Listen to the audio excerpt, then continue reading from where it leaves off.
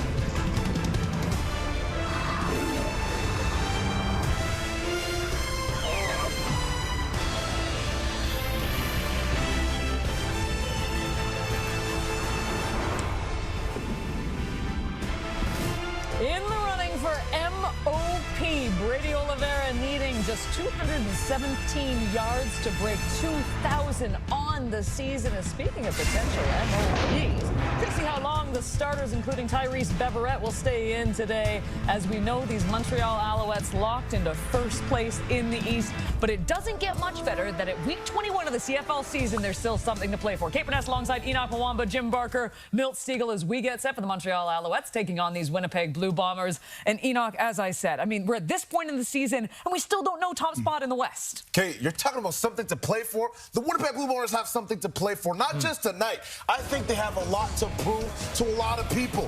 What do we talk about when we mention the Winnipeg Blue Bombers is their shortcomings when they get to the Grey Cup. This is going to be one step closer to getting back to where they need to get to again. Well, for all Saskatchewan Roughrider fans, I think this game's important for Montreal. I think they don't want to go into the playoffs backing in. They saw last year how important it is to have some momentum. Right. You don't turn it on and turn it off when it comes to playing physical football, and that's what you have to do in the playoffs. We've said it many times, Milt, but I think this game is big for Montreal. I think Winnipeg's going to have all they can handle. Yeah, Enoch brought up Winnipeg's shortcomings. I knew you would bring that up because you were part of them as you beat them in the Grey Cup, but we won't talk about that. But these Winnipeg Blue Bombers, they better win this game. They lose this game, we know the Saskatchewan Roughriders aren't losing to the Stampeders, and if Winnipeg has to win 2 games, one of them happen to be in Saskatchewan to get to the Grey Cup, that's going to be difficult to do. Now, we know that the Bomber fans are so loyal, and every single one of them watching this game. How many Rough Rider fans are watching this game right now? They have never cheered harder against the Bombers, and that says something, because we know, these two are such rivals. The Alouettes, though, locked into that top spot in the East, coming out of the birdcage, should be a great one from Montreal. Kickoff coming up next.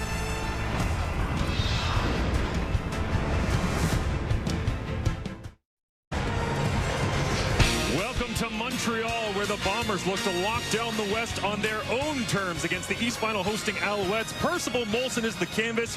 We'll paint the picture for you all game long. We're going to add a little bit of blue, maybe a little bit of gold here throughout the afternoon. One person who always sees red, Wayne Ford, when he's running hard, is, of course, Brady Oliveira. Yeah, absolutely. Brady is the treasure of the Winnipeg Blue Bombers offense, an MOP candidate, the odds-on favorite to be the league's most outstanding Canadian as he leads the league in rushing. Another terrific season for him. And as for Tyrese Beverette, also an MOP candidate, Montreal's nominee as most outstanding defensive player. He looks to continue pillaging opposing offenses throughout the playoffs. There's Jason Moss, wants to get his team fired up and rolling as quickly as possible after only scoring 3 points against the BC Lions last week. And Mike O'Shea, there will be no happy accidents today as they look to lock down the West Division with a victory and hold off the rival Saskatchewan Roughriders. A picturesque afternoon for football here in week number 21 to wind things down on another tremendous Canadian Football League regular season. Marshall Ferguson, Dwayne Ford, and Kenzie Lalonde with us at field level as well throughout the afternoon to get everything all settled in the playoff picture. as the Bombers have it on the tee. And Montreal with Sean Thomas Erlington back alongside Tyjon Lindsay. Returns it across the 20, the 30, and pushes his way out to the 40-yard line as we bring out Cody Fajardo of the Montreal Alouettes. Yeah, so often when you get to this stage in the season, regardless of records, it's about trying to make sure you're ready for the postseason. Make sure your offense in particular is humming. Cody Fajardo sat out against Ottawa. He looks to make sure that he's back in sync with his receivers in this ballgame. He's been banged up at various points this season. Had to miss time, obviously, with the hamstring. Took a shot in the game against the Ottawa Red Blacks back a couple of weeks ago. Missed a game for the birth of a child, but it's go time now. Cody knows that and excited to get it going here in week 21. They'll begin by looking to throw over the top, and one of the receivers they want to get going is that man, as Austin Mack was the intended receiver. Tyrell Ford right there. One of the outstanding Canadians, and it looks like an interception originally. We'll see where they mark. They'll say incomplete. The call is incomplete. Tyrell Ford immediately on the field. Wants a review. Incomplete pass. Pass incomplete. Here you see Mack motions down to the formation, then bending that out route. That looks like an interception. I thought he had stole it and had possession. Did he bobble it as he was going out of bounds? He did see the ball slip down a little bit. So Cody Fajardo gets another opportunity and again goes down the field. Tyler Sneed trying to run underneath it. And right there, once again, the Bombers secondary that's been dominant over the second half of this season hold it off. So a 2 and out for the Alouettes to begin, but they come out firing. Yeah, this time it's Tyler Sneed, the intended target, coming out of the slot. Little double move there, catches Evan Holm flat-footed. But quarterback and receiver just unable to connect on the play. Pay attention here now. Pay attention. Bombers defense only allowing 14.7% of explosive pass plays on the season. That's the lowest in the Canadian Football League. They've found ways to prevent the big shots down the field, and not without trying, as Fajardo sets the tone early. This one, good pressure coming in from Tanner Cadwallader out of Laurier on special teams. Lucky Whitehead will return it from his own 15-yard line and gets about 8 yards. On the other end is a 54-yard punt, and now Zach Collaros backed up in his own end, but enjoying the fruits of his labor in the second half of the season, bringing Winnipeg all the way back into the playoff picture.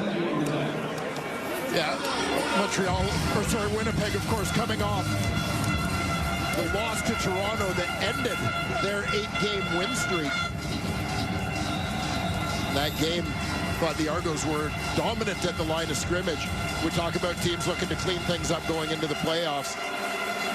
That certainly is a place where Winnipeg looks to turn things back around this week against Montreal. And 2 rookies on offense, Michael Chris Ike and Kevin Sklercius as well, in to start the ball game here. As pass is complete to Ontario Wilson, as Burns right there to make the play.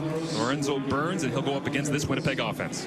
Yeah, talk about this offensive line, a group led by Stanley Bryant, once again the Bombers nominee as most outstanding offensive lineman. And Ontario Wilson certainly will be in the conversation as most outstanding rookie, as he has emerged as the Bombers' leading receiver this season. Gotta be up there based on not only his statistics, but also the influence of time missed for Kenny Lawler, Dalton Shaw, and all the rest. He stepped in a huge way this season, as Collaros now throws a little drag route over the middle, and it is complete. Carrick Wheatfall makes the grab, and the first 2 plays here, Dwayne, going to a couple of receivers that have had to jump into the lineup and make solid efforts, and Zach talked a lot this week about trying to get on the same page with those receivers. Yeah, it took some time at the start of the year, but one of the themes for the Winnipeg Blue Bombers has been trusting the process. They got off to that horrific, by Blue Bomber standards, start. But so many veterans on this team, so many guys that have been with them for this ride for the last 4 Grey Cup games, that it's a little easier to have faith when you've got that on your resume. I love Zach said, we didn't find the old solutions, we found new ones, and we just tried to progress from there. As now he'll look to his right-hand side, rip this one out, flag is up. As this pass is completed right at the first down marker, it will be a first down, it looks like, if it stands, but it'll go against the Bombers. Offside. Winnipeg number 89 by the penalty. Hors-jeu. Winnipeg numéro 89. 5 verges de pénalité. Premier repris. Kenny Lawler jumping offside the line of scrimmage. Lawler in motion here, trying to time things up. You saw that stutter step, knew he was a little early, but just couldn't slow the momentum. A little help from Noel Thorpe, standing there, defensive coordinator for the Alouettes. Pointing the official in the right direction, so it backs up Winnipeg, 1st and 15. After the completion, Dembski gets nullified. Collaros, tons of time in the pocket against a 3-man rush, and completes another underneath throw to Ontario Wilson, as the Montreal defense has been dominant throughout the season, led by that man, Tyrese Beverette. Absolutely. And, you know, one of the guys that got back partway through the year, Walt Uguak, a first-round pick a year ago, returning from his NFL shot, gets the start today. Darnell Sankey leading the way with 100 defensive tackles for Ottawa. Leslie Sutton, a couple late-season interceptions added to his stats. See if he can continue that role. Darnell Sankey's got to be going. Leading the league in tackles again. I can't even get nominated for MOP on my own team because Tyrese Beverette's so good. Standing right next to him, Collaros looks into a window. Kenny Lawler. And Zach had to fit that one in. And Kenny Lawler will continue his catch streak. This one will bump him up to 53 straight games. Yeah, this is just a demonstration of the confidence that Zach Collaros has in Kenny Lawler to make plays. Essentially, when Zach throws that ball, he's throwing it directly at a defender, recognizing that Kenny Lawler is going to get there. For one, is going to protect that football from the defender. Gain of 16 yards from 8 to 89. Now Collaros shows run to Brady Oliveira. Steps into another one. Curl route right at the sticks once again. And Collaros in rhythm here early on, as that'll go for 11 yards and another first down.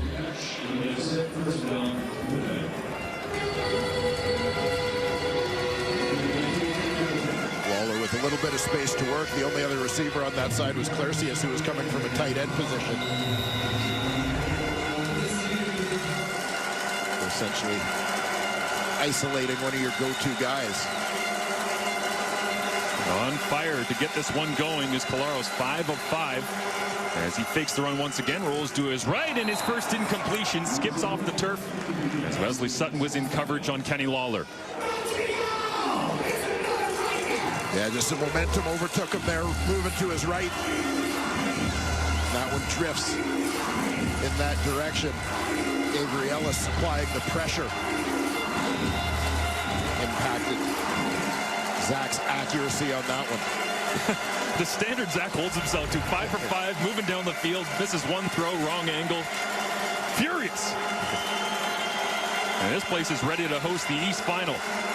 The noise piles in on second down, as now pressure from behind. Collaros flips it backhanded. It's completed, and looks like Oliveira just puts his head down, tries to get as much as he possibly can short of the sticks, but in plus territory. Mike O'Shea pausing for a second here to look at it. And Jordan Dominic getting an opportunity to get some reps on that defensive line. University of Colorado product coming from the end, gets his hands on Collaros, but the veteran quarterback has the presence of mind to find his running back, Brady Oliveira, as an outlet. Now at least make this a slightly easier kick for Sergio Castillo. No doubt Castillo has been sensational on the year, one of the longest averages season long that you'll see in CFL history. He's knocking 50-yarders through left, right, and center. This one will indeed go to the right. So Castillo misses, and now trying to return it from his own end zone. It is Lindsay, and flags come up at the end of the play as well, as we will sort out the penalty flags. Likely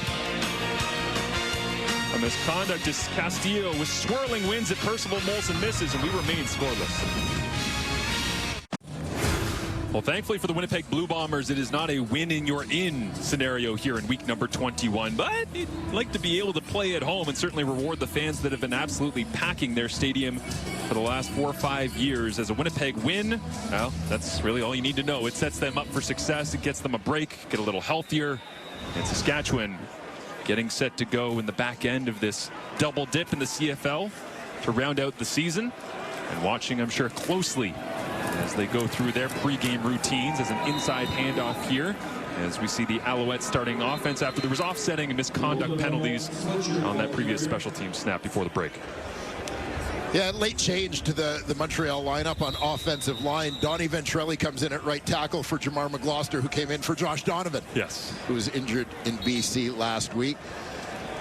And keep an eye on Austin Mack as he continues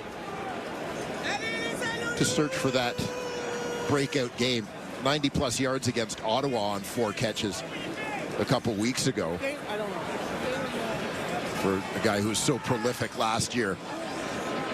Obviously, the Alouettes hoping that Cody Fajardo and Austin Mack can find that chemistry in time for the postseason. Yeah, absolutely. Brian Cole is the injured Winnipeg Blue Bomber down on the field. He's the starting weak side linebacker. But Austin Mack still looking for the first touchdown of the season. Just 7 catches since he's signed. So they will try to get him up to speed. And we'll see what Montreal's offense can do the remainder of the day. Step aside while they take a look at Brian Cole.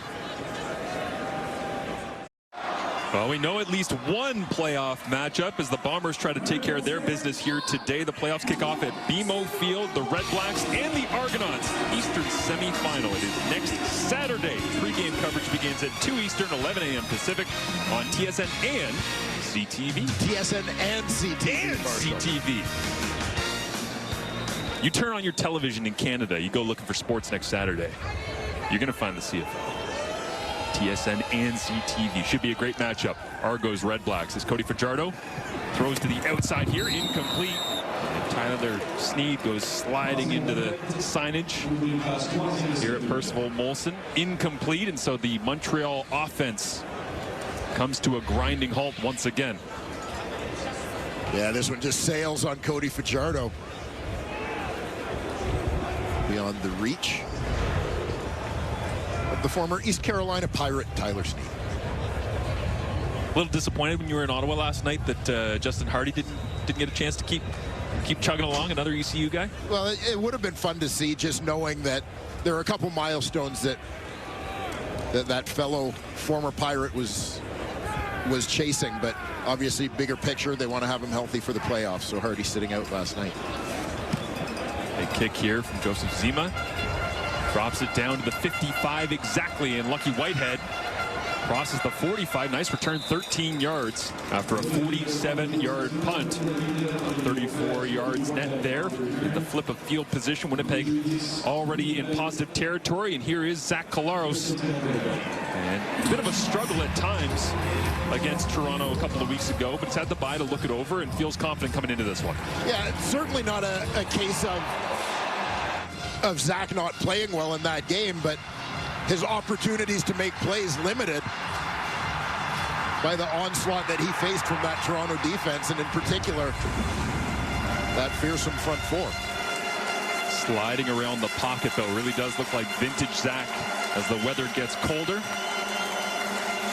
And the Bombers try to put together a playoff run, and they've been using plenty of this man on the ground. Brady Oliveira leading the Canadian Football League in rushing yards, and really the engine of this offense. Yeah, good looking hole here. Seeing Kevin Sclercius getting some snaps. In a blocking role, big-bodied receiver, moving in from his wide-out spot. Michael Chris Ike and Kevin Sclercius, the rookies, have really given this offense a little bit of flexibility. Big bodies, blocking, run extremely well. As Oliveira picks up the blitz from Tyrese Beverett. Collaros gets it out to Ontario Wilson. And Pokey goes for a roll down inside the 20-yard line and right into the score zone again. Go the Bombers. And love the protection here, doing a little bit of everything. So you're going to see Tyrese Beverette timing it up. Brady Oliveira coming across the formation to look after him on that side. Nick Dembski in protection on the other side. Collaros this time checks it down. Oliveira.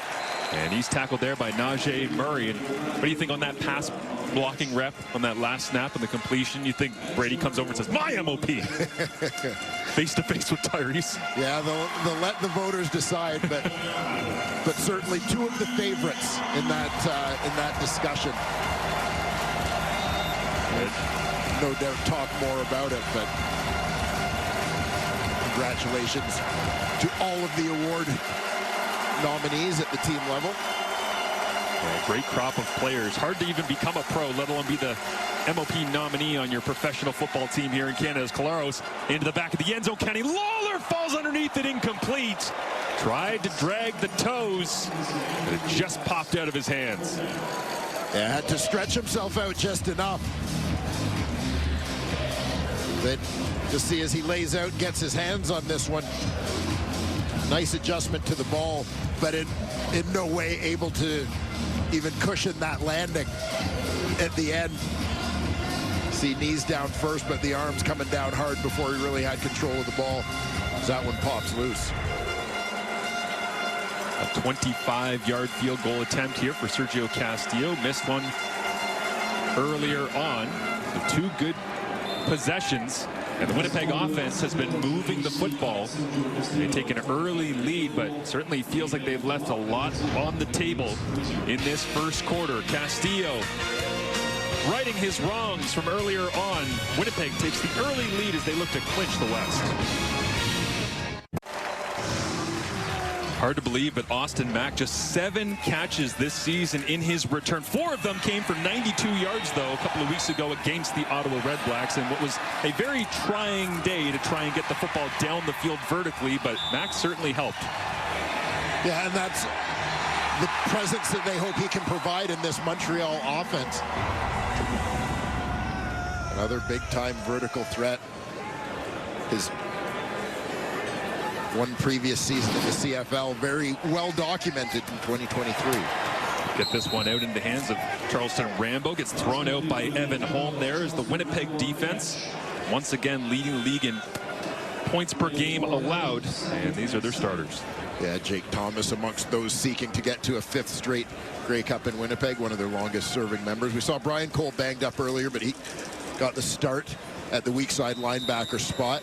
Jake Kelly, the Bishop's product, getting the start at free safety. Brandon Alexander on the shelf for this one, looking to be ready for the postseason. Fajardo gets a completion, his first of the ball game, and now he'll double down. Goes out to that wide side. Tyler Snead puts the shoulder down and gets to the first down marker. Think about some of the injuries that Montreal has dealt with in their receiving corps throughout this season. You know, guys coming and going from that Alouettes lineup. It really speaks to the depth of the group. Fajardo back-to-back completions. Make it a trio. They go back to Keon Julian Grant, his first grab of the ball game. They love running those tunnel screens with Keon, Dwayne, because they know how great he is yards after the catch. Yeah, terrific, deceptively powerful runner. A guy who is both fast but also physically strong, capable of breaking some tackles. But this is a guy who is an all-star kick returner at the university level at St. Francis Xavier University. So you know he's got some shakes in the open field as well. A lot of plays like that this season helping Cody Fajardo lead the league in completion percentage, 73.3%. As he will hand this one off. Walter Fletcher gets a touch up in between the tackles on second down, moves the chains. And for Fletcher, a season high in a single game of just 90 yards. He has never this season crossed 100 yards on the ground, but that's because he does so much of the receiving game for them as well. Yeah, still a huge contributor, obviously, to the Montreal Alouettes offense. And many of those receiving yards that you see, particularly when you talk about Fletcher's yards after the catch, it's really kind of an extension of the run game. Jason Moss has schemed that up in a way that's deceiving when you look at just the rushing numbers. Certainly doesn't look like Brady Oliveira on the ground, but Brady O did tell us a couple weeks ago before the game against Toronto that he actually watches Walter Fletcher and what he does here in Montreal to understand how he can be a better receiver. And he loves how much Fletcher is able to get out of the backfield and make people miss in the open field. Yeah, nearly 600 yards after the catch for Walter Fletcher this season, 587. There's an injured Winnipeg Blue Bomber down on the field. Yeah, that's Jamal Woods, defensive lineman, his first year out of Illinois.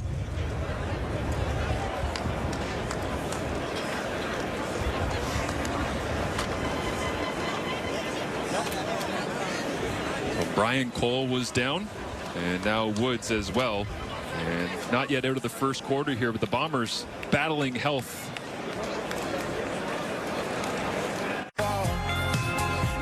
Cody Fajardo alongside Keon Julian Grant and Austin Mack spent most of the commercial break talking with them here in the huddle, trying to get on the same page. But yeah, you see the last 20 starts, postseason included, that completion percentage number is, I mean, he and Jason Moss have just figured out how to be high percentage and efficient. Yeah, and these guys have gotten to know each other so well. Obviously, their time as coordinator and quarterback in Regina before working together here goes a long way in terms of the coach really understanding how to put his quarterback in the best possible position to succeed.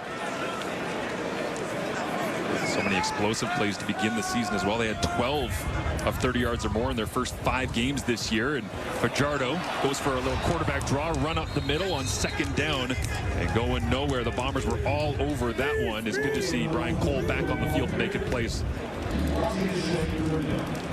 Yeah, Cole, bottom right corner of your screen. Slight delay and then stepping up to meet Fajardo in the hole.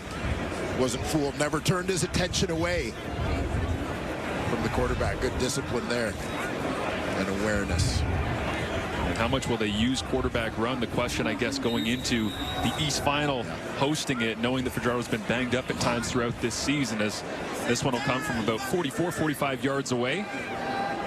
Jose Maltos, as the wind really starting to whip in a variety of directions here at Percival Molson.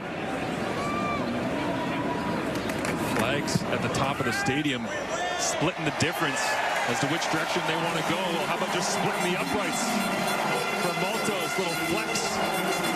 And enjoy walking back to the sideline, celebrating 3 points on the board for Montreal. We've touched on it before. Jose Maltos has been one of the kind of cool stories for the Montreal Alouettes this season.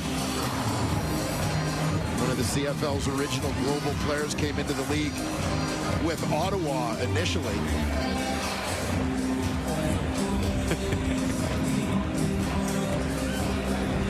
Maltos has been hitting the gym. Yes, sir.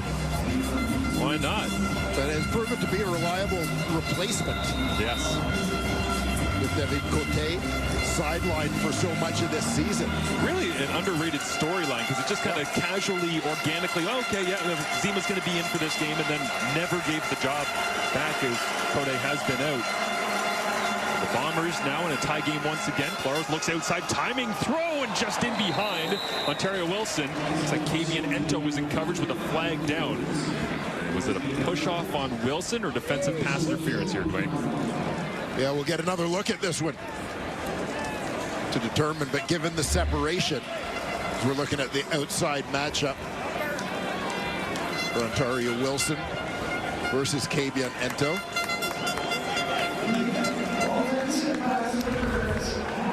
You know, 6.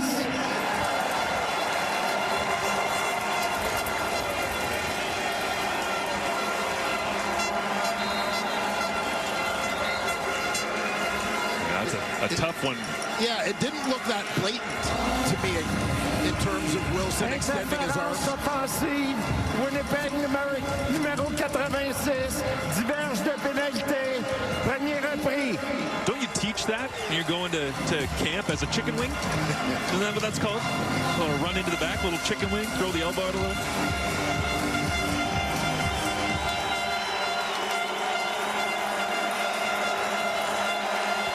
Perseus, Wheatfall, and Kenny Lawler go to the top of your screen.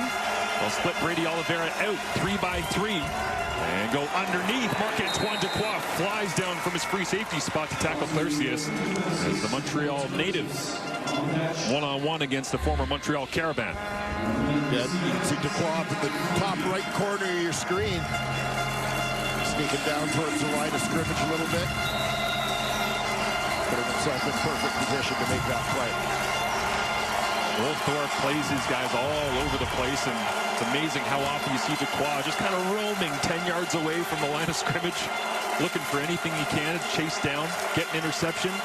See what he does here on 2nd and 14. Collaros quick drop, looks over the top, into the wind. Dembski down the field. Sutton hangs in the air, and Wesley Sutton has the interception. Spinning away from tacklers and out to the 49-yard line. But for now, Collaros has thrown a pick with a flag down on the field, and Zach coming up a little bit worse for wear. Stanley Bryant is waving back the Bombers' offense. Illegal contact and receiver. Montreal 22, 10-yard penalty. We're going to replay 2nd down. Contact illégal sur un receveur. Montréal numéro 22.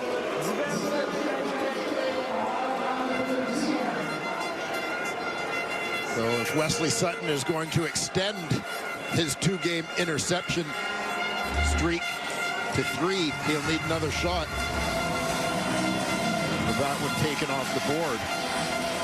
Time. Thank you. We've got 10.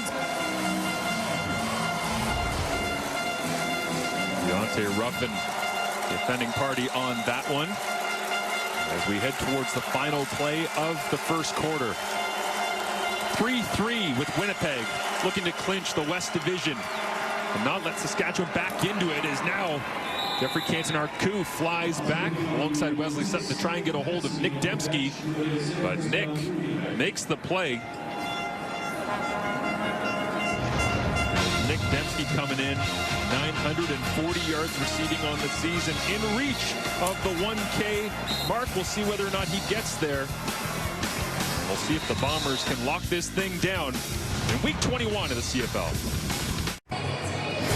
Look at this photograph! A perfect summation of the first quarter here in Montreal. 3-3 is your score, as not many rushing yards, just 23 between these two teams. You really think Brady Oliveira probably has to get going, Dwayne, as they continue in this second quarter. Yeah, absolutely. He's the bread and butter guy in terms of their offense. They also want to give their offensive line a chance to get a little bit of momentum, get on something of a roll, and obviously if they're running the ball, it limits the risk to their quarterback, Zach Collaros, going into the playoffs as well. Looking forward to seeing exactly what Brady can put together as punctuation on his season. When you think about the most outstanding player nomination that he has, it almost might be best for Brady if he gets a chance to play in the West Semi and be able to lay down an even better performance to really drive home the fact of how good he has been in helping this team get back to the standard that they have set, but no interest in having to play that West Semi if they can win here today. They do go to Oliveira to kick things off, and he'll pick up about 3 yards on first down.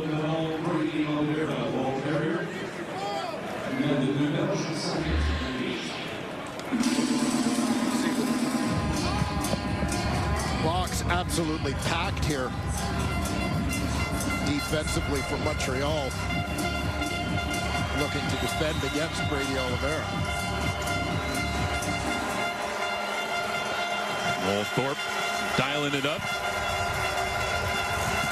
chomping on that gum up and down the sideline. And he tries to confuse Collaros here on 2nd and 8. Zach goes underneath. Wilson makes another grab. Marc-Antoine Dequoy got a hook up high on Wilson, but no flags come out. It looks like they will mark this just shy of the first down marker.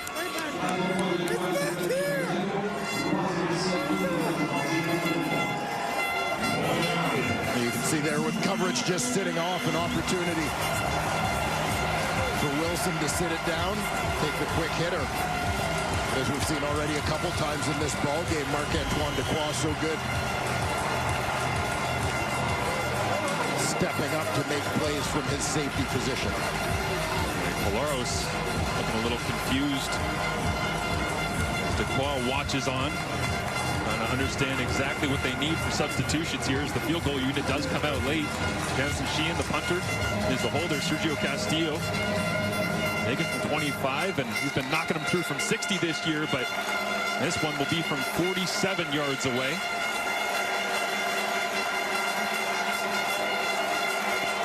The Alouettes do get their field goal return unit on. Should there be a miss? No chance. Sergio Castillo, money going this direction to kick things off in the second quarter. Low snap that time. She really had to trap it and get it up onto the ground for Castillo, who slides it just inside that left upright. It's been a long time since the Bombers have been able to get themselves into several consecutive West Finals, hosting 62 years to be exact. They are looking at every single way that they can get back there. Let's go down to the third member of our team, Kenzie Lalonde. Yeah, Marshall. Head coach Mike O'Shea opting not to practice the Blue Bombers this week, instead of prioritizing rest. And nobody knows rest better than Sleeping Beauty. Whereas Mike O'Shea had to learn this lesson the hard way heading into the 2016 playoffs. He opted to practice his teams 3 times that week. When the game came, he felt his group was tired. So later after that game, he wrote up on his whiteboard, rest is best. And it remains up there in his office to this day. So the guys did not practice 48 hours ago. Mike O'Shea also saying he thinks it helps his coaches remain creative and, of course, to giving the guys time off. Yeah, it was interesting to hear Osh this week talk about the importance of rest. Is a big run here. Sean Thomas Erlington goes charging across the 55, and he's dragging bodies all the way down to the 40. What a run by STE. Well, it took till week 21, but that just might have been my favorite run of the entire season. Sean Thomas Erlington, great job at the line of scrimmage by that offensive line, giving him a crease, and then just carrying bodies with him. Advancing into Blue Bomber territory. Somebody get a hold of Kyle Brandt. That was an angry run. Could there be a scepter in Sean Thomas Erlington's future? So. I think so. Send it north of the border, Kyle. We'll send you the mailing address. Go right back to Sean. Why not? Spins off contact. What was amazing about that long, powerful run, too, I've watched enough of Sean Thomas Erlington in his career, Dwayne. He was very close to trying to go for the hurdle as he ran right between the hashes, and then he decided, yeah, you know what? I'll just stay right here on the ground. Yes, it worked out well for him. Montreal guy who made his way back home in free agency. Spent some time as the starting running back, the feature back during his time as a Hamilton Tiger Cat. Now playing a supporting role behind Walter Fletcher, but again, great depth piece to have for the Alouettes. 3-man rush. Fajardo going over the top of Brian Cole, who's expanding out from his linebacker spot, and Tyler Sneed, diminutive, but always seems to find the right spot at 5'7", 173, makes the grab. Yeah, Brian Cole very nearly getting a hand on that as he had his eyes on quarterback Cody Fajardo to see where he was looking. But the Alouette quarterback just slipping it past the outstretched fingertips of the Winnipeg linebacker. Fajardo now 4 of 7, just 27 yards. Looking for more here. Deep crossing route by Keon Julian Grant, catches it at the 10 and tackled down at the 2-yard line.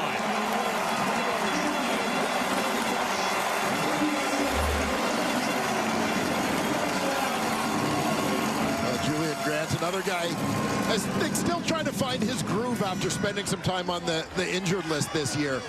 And as we mentioned about Austin Mack, if you can really have this guy in sync with Cody Fajardo going into that East final, that would be quite a boon for this Alouette offense.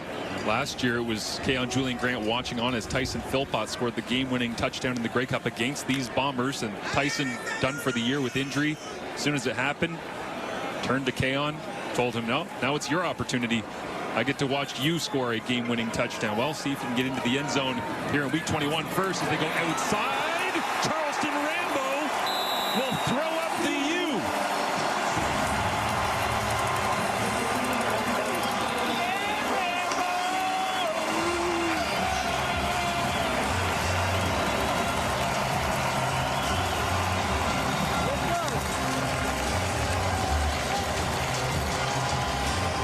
Charleston Rambo, Alouettes' leading receiver during the regular season. Newcomer who saw his role grow as he became more comfortable with the Canadian game.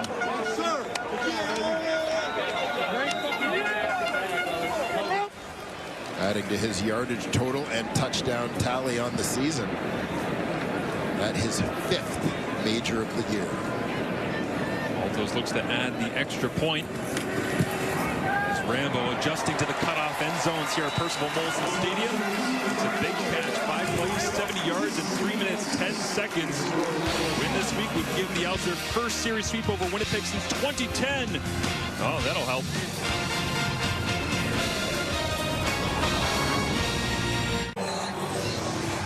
Cody Fajardo excited to be playing here in front of the home fans. Began 0 for 3, now 6 of his last 6. Sean Thomas Erlington, and that angry run really is what energized the Alouettes. Yeah, certainly did. Got things started. And fired up the rest of the squad. Big play by another one of the Owls' Canadian stars, Julian Grant. And Charleston Rambo.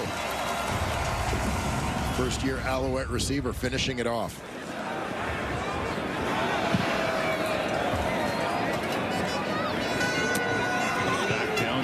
Whitehead, zone 20, nice return that time.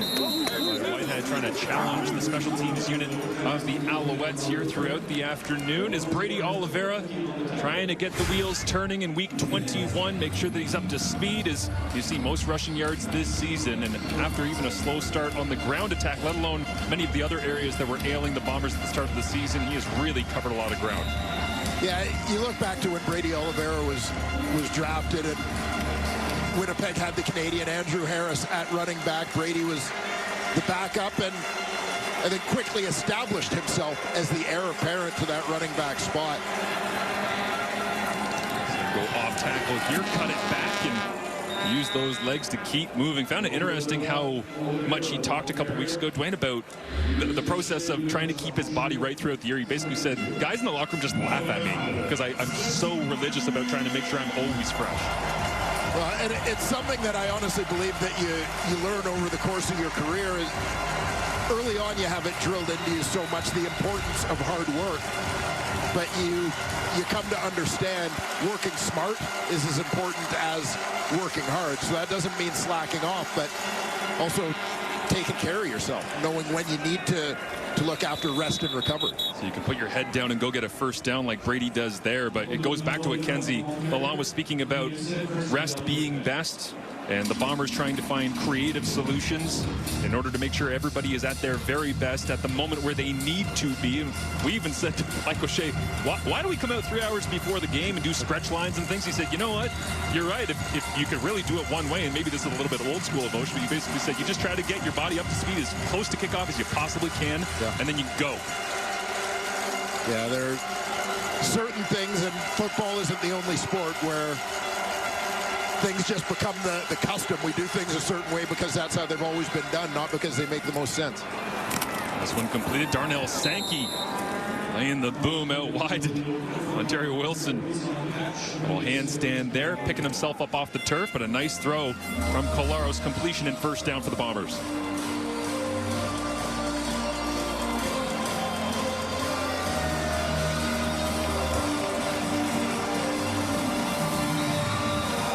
The development of Ontario Wilson has been so important for the Winnipeg Blue Bombers this season. Dalton shown out for much of the year. Kenny Lawler missing the first half of the season. Drew Wolotarski down for much of the season as well. Getting close to 1,000 yards. Came in with 943, did Wilson. Last year, Winnipeg had 2 with Nick Dembski and Dalton Schoen. Of course, Schoen still on the injured list, out. As flags fly. Offside, hors-jeu, Winnipeg, numéro 89, number 99, 5-yard penalty, 5 verges de pénalité.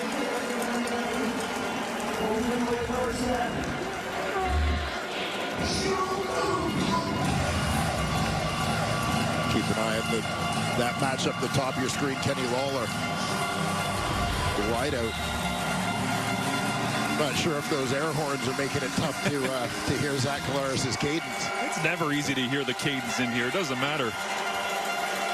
Well, it's a team from the East, the West, first quarter, fourth quarter. And either the Red Blacks or the Argos will have to contend with that in the East Final. That will be right here at Percival Molson on TSN and CTV.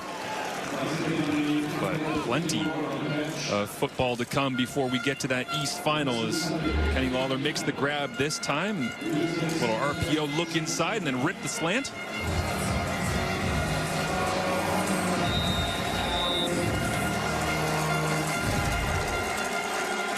Just finding different ways to get the ball into the hands.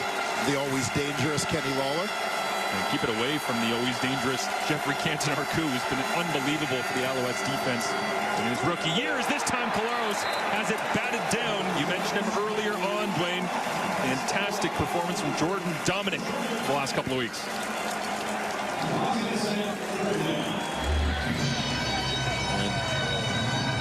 Watch the move here from Dominic.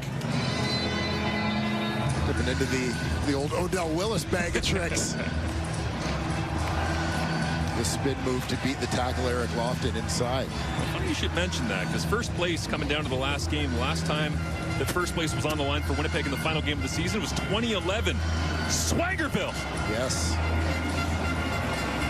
Entered the final week of 2011. Tied with Montreal at 10-7 as a 53-yard attempt is good from Sergio Castillo.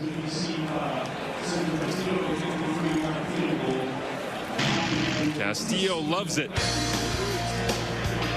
Hammering it through the breeze in Montreal. 10-9. Montreal leads the ball. There's Tyson Philpott, done for the season on the sidelines, but certainly inspiring all sorts of people in and around Montreal. Kenzie Lalonde has more. Well, look, Halloween is right around the corner, and CFL super fan Sabrina Wen is her favorite CFL player, Tyson Philpott. And so I figured, well, guys, it's only fitting to go with my favorite CFL player. You know what I mean? 1993, Mr. Dwayne Ford. And I mean, shoulder pads so big he could take flight. And it's not the two-time championship he won Grey Cup, not the Vanier Cup, it's just the way he hit then on his way through the field. So, Dwayne Ford, I'll send it over to you. Did you get the pad height correct? I am touched, but I don't even have a Bomber jersey from my time there. The fact that Kenzie does, very heartwarming. Thanks, Kenzie. Unbelievable. Yeah, great to see. Not just Tyson Philpott inspiring people, but I mean, in all honesty, Kenzie did tell me she had a lot of help from the Bombers being able to pull this off. But I said, you have to get the right shoulder pads. Brad Foddy. Yeah, Brad Foddy, there you MVP. go. And back down into I feel like I should do a sideline report here on Kenzie. She even got the pants?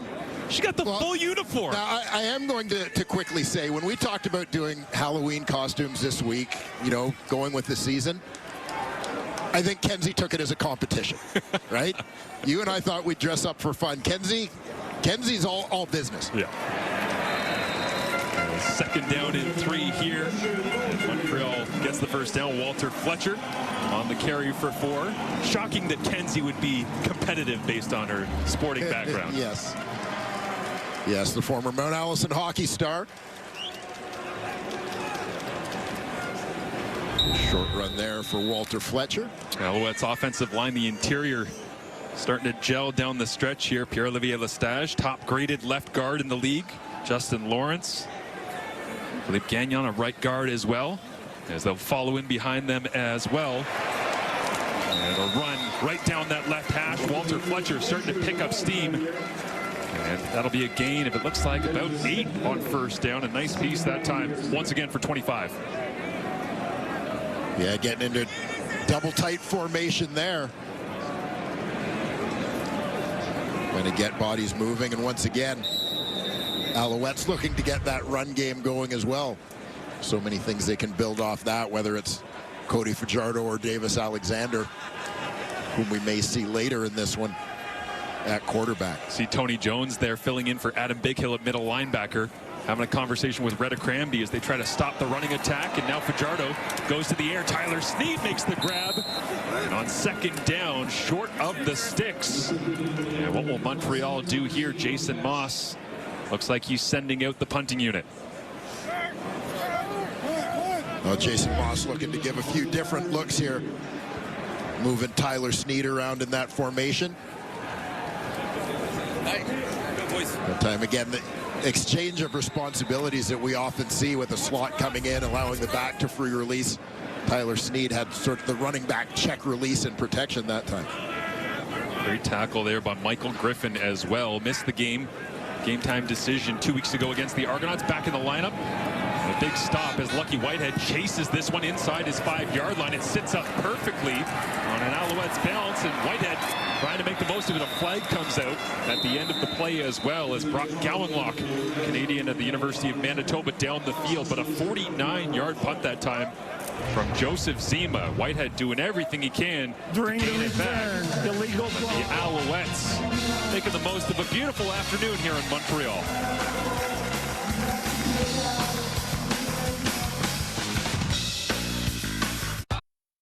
You know what? I am disappointed in this panel.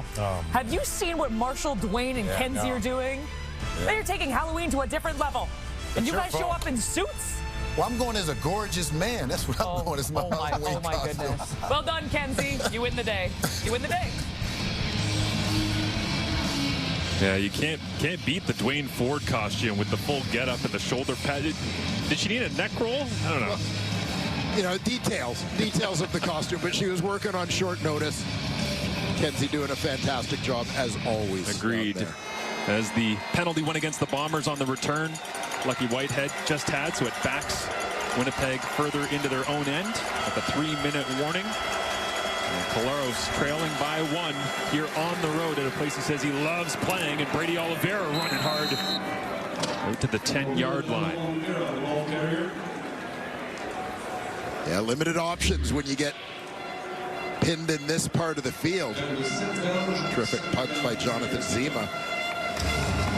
Left Lucky Whitehead with no choice but to field it.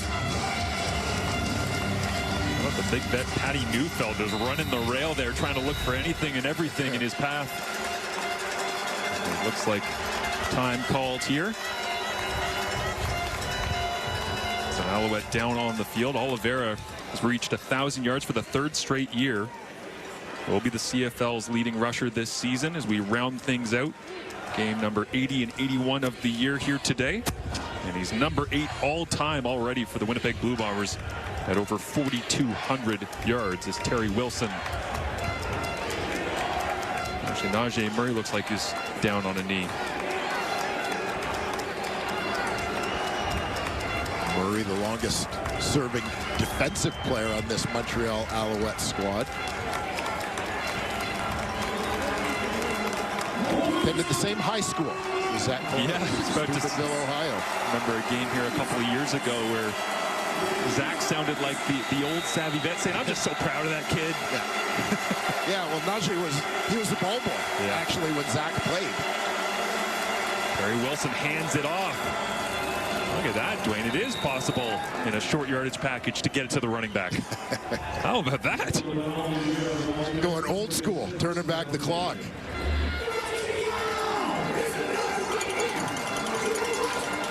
Bombers offensive line getting into their comfort zone there, moving bodies from the line of scrimmage.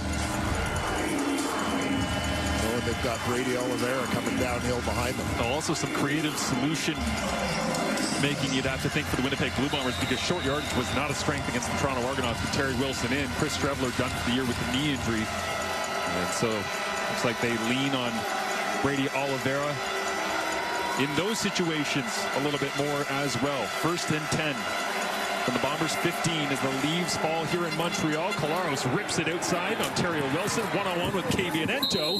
And Wilson dives to the first down marker. Looks like he's got it. Yeah, it's a simple thing, but this is a nice run after the catch by Wilson. Ento's got a pretty good angle on him, but just dipping the shoulder, getting to the outside. Nothing fancy here. He's just running for that marker. Successfully moving the sticks for his team.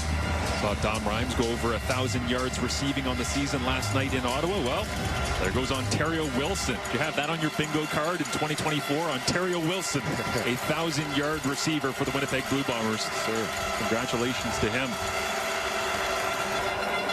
Inside handoff. Oliveira looking for running room. Everybody from the Alouettes front seven adding in to try and get the stop. Dylan Wynn in the middle of the fray.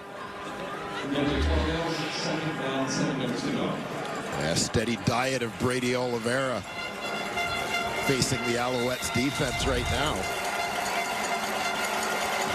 They're looking to wear down the Montreal front a little bit. Had a great shot a couple weeks ago of Michael Wakefield, outstanding defensive player for the Ottawa Redblacks, and his helmet all scarred up and scratches and everything. That's the most Dylan Wynn jersey possible. Yes. It's already ripped. Not even halftime yet. Polaros looks left, comes back over the middle. Now he's got to extend the play. Pressure coming on. Tyrese Beverett brings down Zach.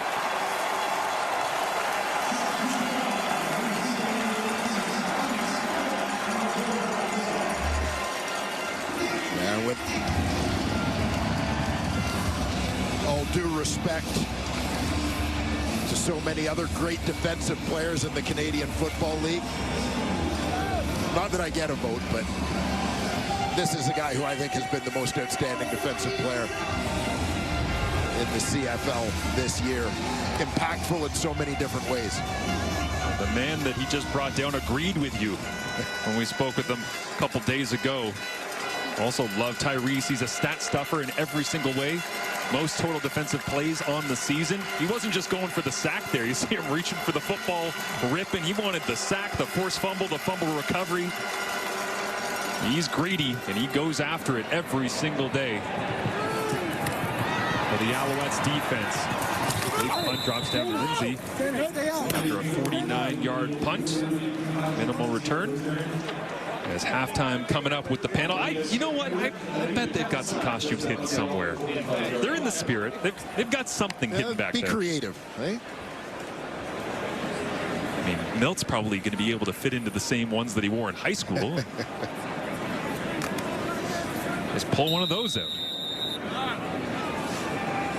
As Jason Moss back to the call sheet with 46 seconds remaining. Low scoring but entertaining first half here. As Winnipeg looking to win and clinch the West Division, or the Riders take the field later on. Austin Mack takes the grab on that wide side. Simple little curl route, but getting Mack up to speed before the East final. Gain of 7. Again, I think if you look over the course of the season, it might be these two teams that have had the most different permutations and combinations of starting receiving cores over the course of this year. It's due to injuries, players coming and going. Fajardo, deeper drop this time. Works left, comes back over the middle. There's Cole Speaker. And Speaker pushes the pile along with some help.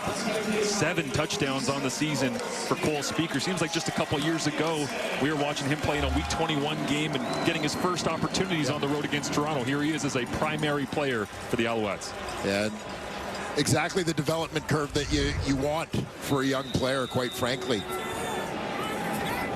They'll empty it out. Walter Fletcher to the flats. That's where Fajardo goes. The 45, putting his foot in the ground, and Fletcher goes and gets some more. It's on 1st and 10. Looks like he's got 8 yards. And this is bread and butter stuff as far as the Montreal offense goes. Walter Fletcher in the flat, high percentage throw. Let him pick up what he can after the catch. Fajardo now with 18 seconds remaining in this first half. Has a 2nd and 2 from the Winnipeg 39. Quick drop, looks outside. Tyler Sneed gets a foot down, 1st down. Stop the clock, get it to the 30. They are well within the range. Jose Maltos right now, but how much more will they try and dig out before they send out the field goal unit? Yeah, nice route there. Smooth break to the out by Tyler Sneed. Timing throw from Cody Fajardo. Makes route running look easy, doesn't he? Yeah, smooth player. Really nice find for the Alouettes.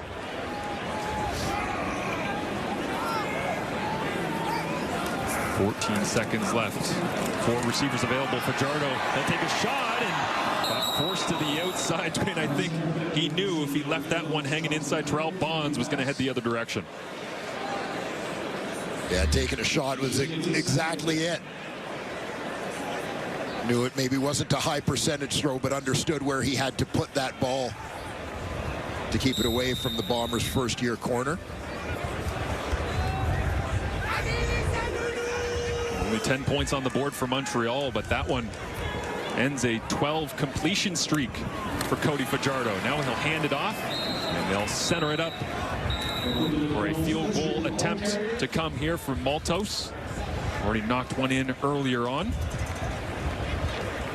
Good situational football from the Alouettes here as they prepare for the East Final, right? Trying to understand how do you win inside 3 minutes remaining in the first half, maximize your opportunities, but also keep the football away from people, which is really what they've done well, whether it's Davis Alexander or Cody Fajardo this year. Yeah, such a big part of their success. I mean, Jason Moss has been such a tremendous fit as the head coach of this group. Only 10 interceptions on the season. That's the best in the CFL, regardless of who's been the starting quarterback. Fajardo's gone through injury. Maltos, never in doubt from 35. Knocks it through, gives another flex, and a 4-point advantage going to the break for the Montreal Alouettes over the Winnipeg Blue Bombers. As Fajardo getting into rhythm, finding his game, and trying to get the momentum going into the playoffs. The Bombers want to clinch first in the West. Let's throw it to Kate and the panel for the halftime.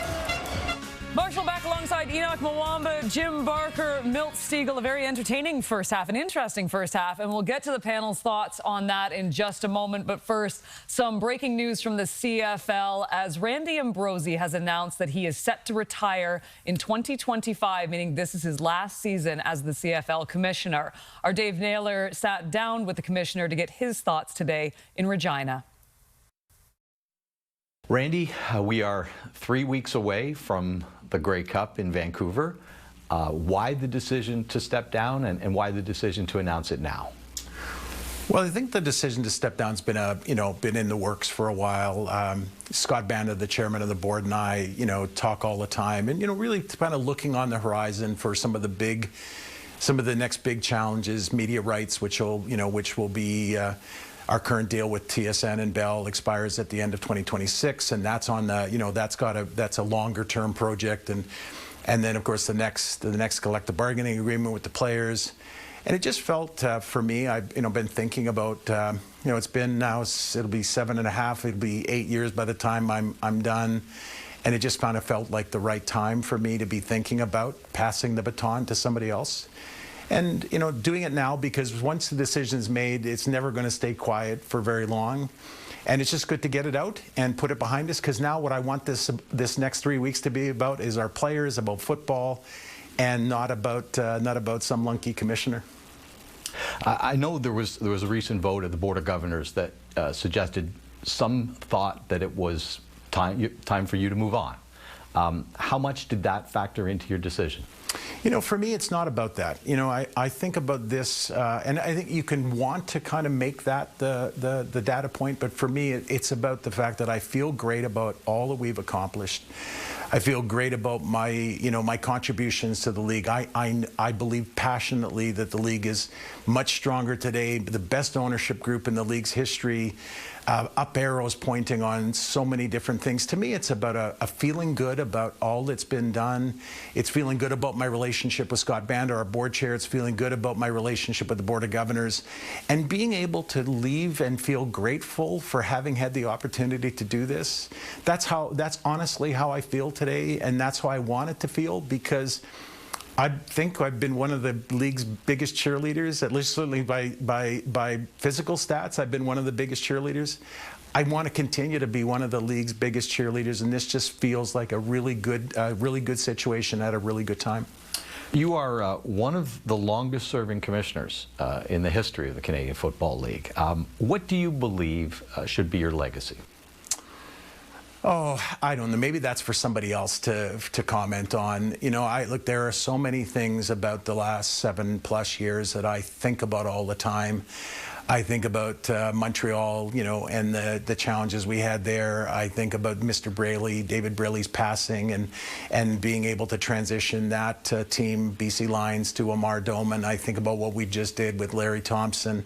I think about the implementation of the CFL 2.0 and all the amazing global players that are playing in the league today. I think about the up arrows on all of our social statistics, social media statistics pointing way up. I think about TV viewership dramatically up in the last couple of years and how good that is. But for me, I think the legacy is that I love the job. That if you ask me honestly what I think it is, I don't know there's going to be. I would challenge the next person to love the job as much as I have loved it. Randy, thank you so much for your time today, and look forward to seeing you at the Grey Cup next month. I'm looking forward to that as well. Thanks, Dave. The chair of the CFL Board of Governors, Scott Vanda, said in a statement, on behalf of the board, I want to thank Randy for his leadership, for providing us with as much notice as possible of his intention to retire. His willingness to stay on until his successor is named will allow for a seamless and successful transition, likely sometime in 2025. Randy has shepherded the league through some very difficult challenges, including the pandemic and leadership changes at team level. To meet those challenges and to build a stronger brand with growing fandom, a new digital marketing strategy, effective ownership and leadership across the league, and rule and procedure changes that have delivered fun, fast, and entertaining football is a positive legacy indeed. Randy has built the foundation on which the league can move to the next level.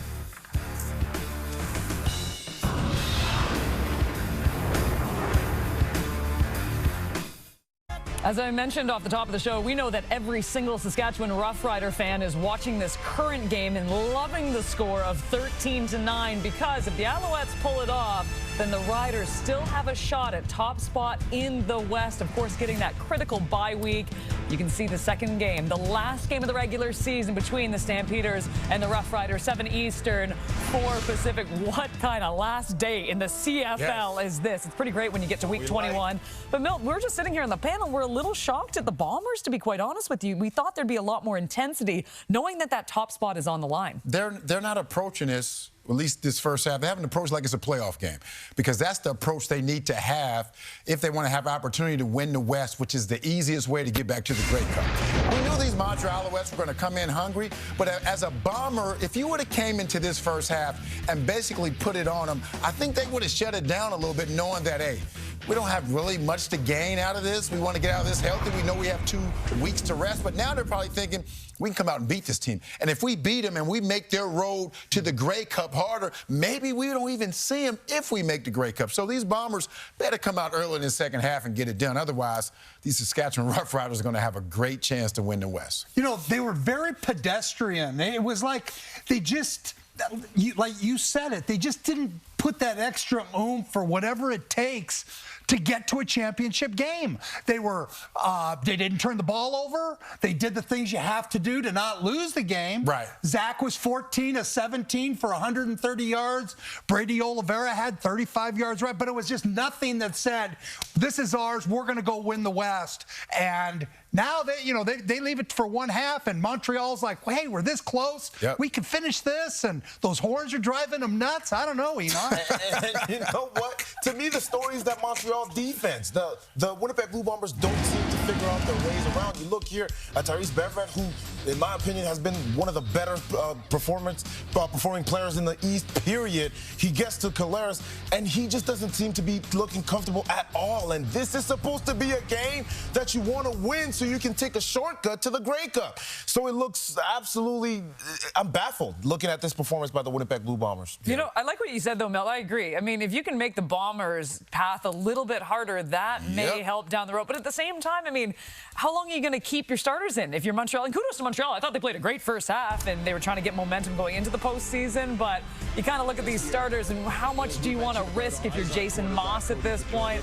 Well, we'll find out. The Alouettes currently up by 4.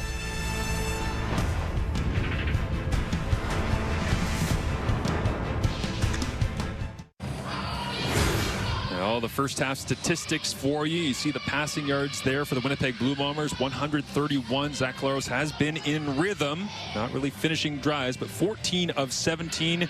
And no touchdowns, no interceptions. Collaros is standing alongside Kenzie Lalonde. Well, Zach, as we break down the first half, this Al's defense just kind of comes in layers. What were you seeing?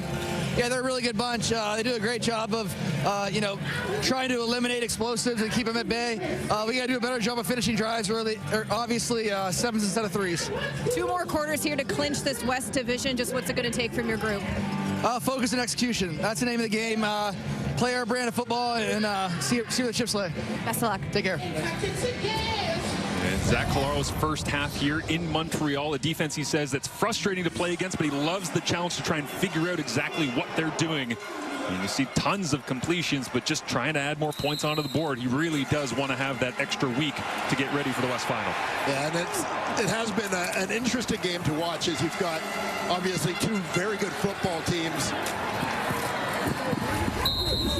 looking to get themselves ready, maybe not wanting to show too much along the way, but just a great competition, right? Like limiting the risk while still playing at a high level. Yeah, the back and forth between these two has been great. And you talk about that Bombers offense and not scoring a ton of points. 419 points scored on the season is ahead of only Calgary in the West Division. They have not put up a ton of points, but they have allowed 82 less points than anyone else in the West Division. That Bombers defense will hit the field first here as Lindsay gets chopped down at the 25-yard line. Special teams battles continue, and Cody Fajardo enters the field as he will get an opportunity to play in this second half. Not expected to be like last week against BC, where we saw Davis Alexander. And I liked Cody's first half in this ball game. Mixing things up a little bit offensively, spreading the ball around, getting all of his receivers involved at various points. The key is Cody has done is very typical of the Montreal offense, doing a good job taking care of the rock. East title wrapped up for these Alouettes, but a 27-3 loss last week at BC. They'd like to put some points on the board here in the second half. Get into rhythm with that man, Austin Mack. And will they say that he caught it in front of Terrell Bonds? Yes, first down Alouettes. A little comeback along the sidelines. Nice footwork by Mack, getting back to the football, staying in bounds to make this grab. Maybe. We'll take a closer look here. Well, the sticks have been moved. I don't see any challenges being made. It looked like his foot might have come up before he had that ball. Mike O'Shea keeps the red flag in his back pocket. Walter Fletcher gets a handoff up inside. Tackled after a gain of just a couple.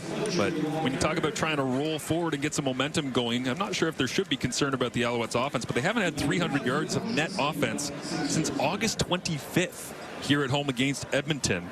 And in that first half, they were right and around 150. So they're on pace to be close once again, but trying to find a way to just piece together a full game and not have those 2-and-outs like they had to begin this one. Yeah, interesting season for Montreal. They've had 4-game win streak, 5-game win streak. You think about the way that they finished last year. That is not the way that the final third has gone this season. 3-man rush from Winnipeg underneath. Tyler Sneed running between zones. And picks up another Alouettes first down. A full season of a healthy Tyler Sneed getting plenty of touches likely would have helped up that net offense, because he just seems to find a way to get yards in any situation. Yeah, Sneed came into the lineup early last season. Just really established himself as a top receiver within this Als offense. Got injured week 1 this year, but happy to have him back for the stretch. Take a little flip inside and get this one on the edge. Austin Mack turned around immediately by Evan Holm. They go to Sneed. They come back to Austin Mack. And you start thinking about Tyson Philpott. Saw him earlier. Still ranks first for Montreal in yards after the catch, yards after contact, and all the rest. And a nice play by Evan Holm here. Just a bust in terms of assignment, as they've got to get him blocked up. One of the other receivers passed up home as the sort of number 2 defender, second most dangerous guy there. Fajardo looks left, steps up in the pocket, wants to lay into one. He does. It's up for grabs. Cole Speaker brings it in. Montreal in scoring position.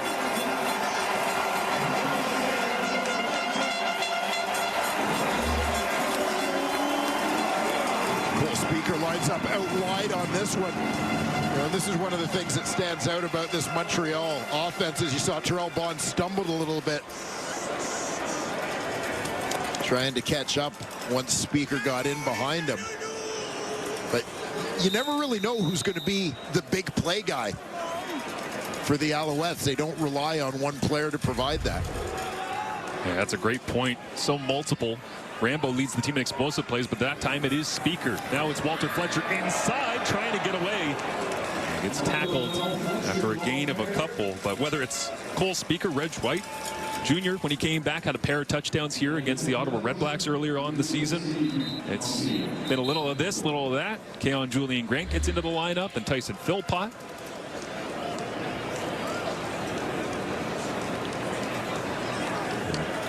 Able to pick up a couple of yards after Tony Jones stepped up in the hole to meet him. Fletcher's momentum carried him there. And it looks like Jamal Woods is down for the second time in this ball game, so battling through something and in some discomfort once again. So Montreal, great opportunity here to extend their lead. It's a 2nd and goal from the 3-yard line. We'll have it when we come back right after this. As we enjoy game number 80 of the CFL season, the 81st and final wraps up the regular season this evening. Stamps, Riders, 7 Eastern, 6 Central on TSN, as you get an opportunity to see the Saskatchewan Roughriders, who are anxiously awaiting the conclusion of this football game to understand exactly what their situation will be. And Winnipeg trying to lock this thing down. Cody Fajardo, 16 of his last 17 after starting 0 for 3. And has a 2nd and goal after Woods has been tended to by the Bombers training staff. Fajardo hands it off, and Walter Fletcher untouched. Touchdown Alouettes.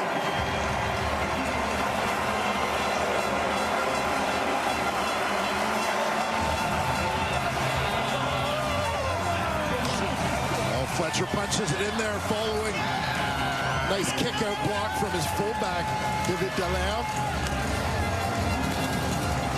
They're motioning across the formation.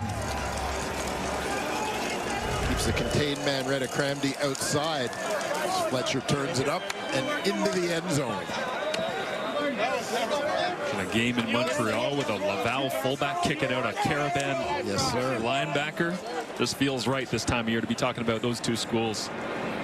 Getting ready for playoffs in U Sports and, of course, in the Canadian Football League. And the Bombers in tough right now, as they now trail by 11, trying to find a way to get a victory and hold on to top spot in the West as Pierre-Olivier Lestage getting work done. Yes, sir. Left guard for the Montreal Alouettes. Very quickly in his Canadian Football League career has established himself as one of the best in the business. Strong, tough, physical, athletic player. Just another one of those building blocks to this Alouettes team that has come through the draft. Olivier Lestage, 573 pass blocking snaps this season, only 2 quarterback sacks allowed. As Davis Alexander working the tablet there alongside head coach Jason Moss. Cody Fajardo, start to wonder, since the East is locked up, whether or not Fajardo will play the full extent of this game, regardless of what the score is. Alexander obviously 4-0 on the season. He's been exceptional stepping in. And there's a lot of folks in Saskatchewan, I'm sure, wondering how the Alouettes intend to deploy their lineup through the second half of this ball game as well. Well, right now, Montreal with momentum, and their defense set to attack Zach Collaros as Lucky Whitehead Heads towards the boundary, then turns and tries to make his way back to the field. Wrapped up and brought down. Nice special teams play as Ontario Wilson reaches the 1,000-yard mark here in Montreal in week number 21. A look at his first half action. Some crossers, some unders, some overs, a little bit of everything from Ontario in this one. Yeah, again, we talk about his development and some of the things you see him doing in week 21. Obviously, he wasn't going to be able to do at the start of the year, but gaining a real understanding of CFL defense as the season has unfolded, earning the trust of his quarterback, Zach Collaros, along the way. Big congrats to him on a 1,000-yard rookie season. Long grab of 20 yards in this ball game as Collaros looks his way once again, catches it at the 31 and angles for the 35-yard line. They'll spot him just beyond. Looks like he reached and got another first down in front of a packed house here in Montreal. Officially a sellout in the final game of the regular season. The fans here gearing up for the East Final. Wilson coming from the backfield here, motioning across the formation. Just shooting out into the flat. It's a little bit of a rub there from Nick Dembski. See in coverage, Lorenzo Burns, the corner, coming a long way following him. They will bring the sticks all the way across the field to get a look at it, but Montreal, you talk about those fans ramping up for the East Final.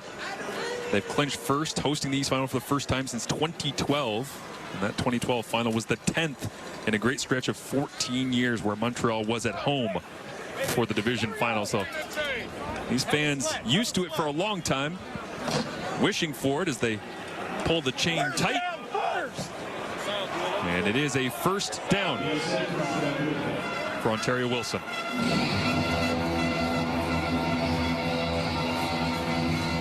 The short yardage team heads back to the sidelines. But big response drive here for Winnipeg. You know, Marsh, you talked in the closing minutes of the first half about the job Montreal did managing not just the protecting the ball in the final drive, but managing the clock, not leaving Winnipeg time to respond and so on. And I love that at the end of the half when you know you're getting the ball to start the second half, right? The back-to-back possessions, and Montreal made the most of both of them. Big hit right there. Brady Oliveira to the turf. Dominic flew in from his defensive end spot. Brock Cowanlock, Sean Thomas Erlington. Love it as Dominic making his impact felt. Dominic saw limited action during the regular season.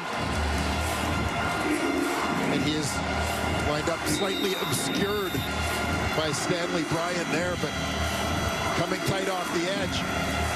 Wagering that Zach Collaros might be looking at that one. Thinking about pulling the ball the next time. Going around the end for a short toss.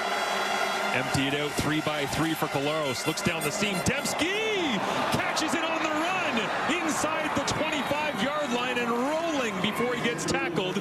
But Nick Dembski with a huge explosive play. This is a magnificent catch by Nick Dembski. Makes it look easy, but that ball coming on something of a line over the shoulder. Difficult catch as your hands aren't in a strong position coming that way, but Dembski reels it in smoothly for a massive gain for the Winnipeg Blue Bombers. 54-yard pickup on the play. They've been looking for those home runs. Haven't had many of them. Now the pressure comes, and Collaros rolls away from it, gets it into Dembski's hands once again. As Nick Dembski now goes over 1,000 yards on the season, joining Ontario Wilson, who did it in the first.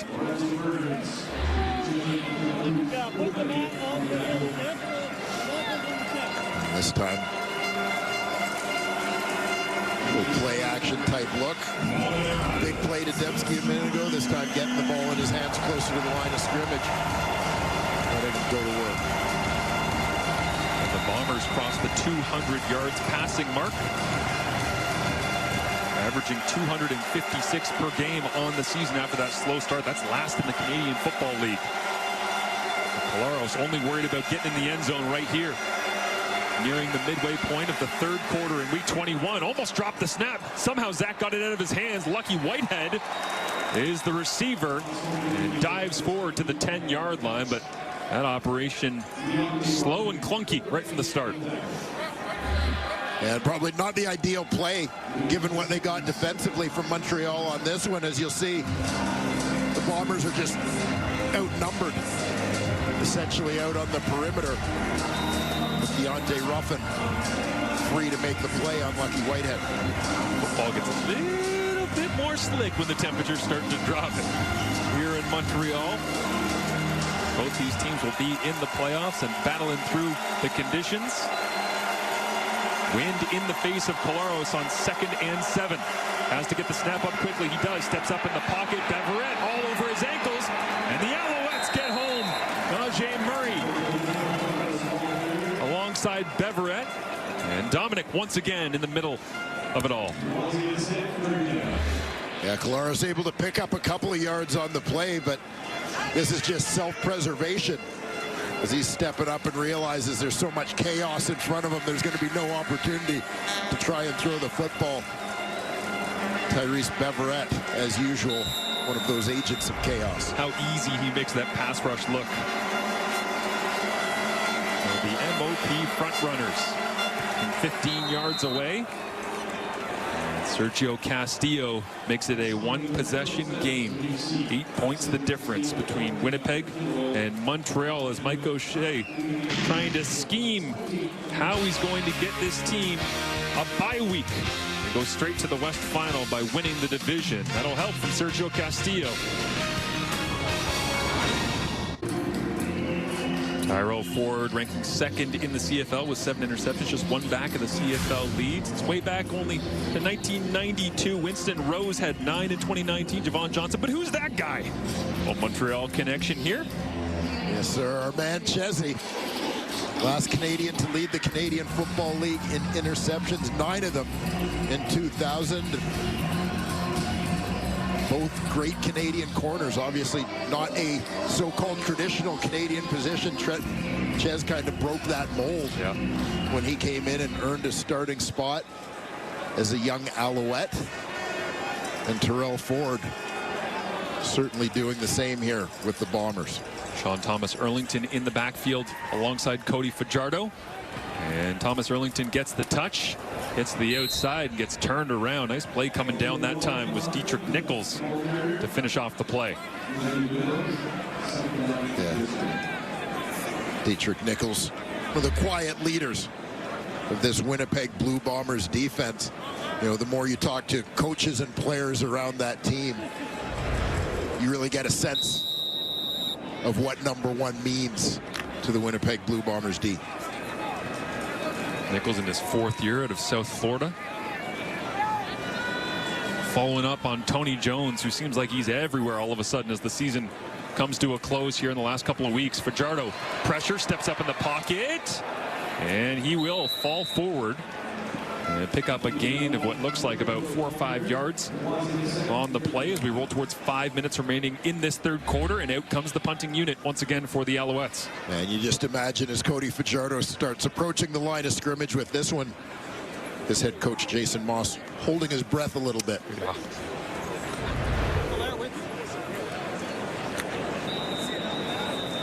And these two guys go back to their time in Saskatchewan.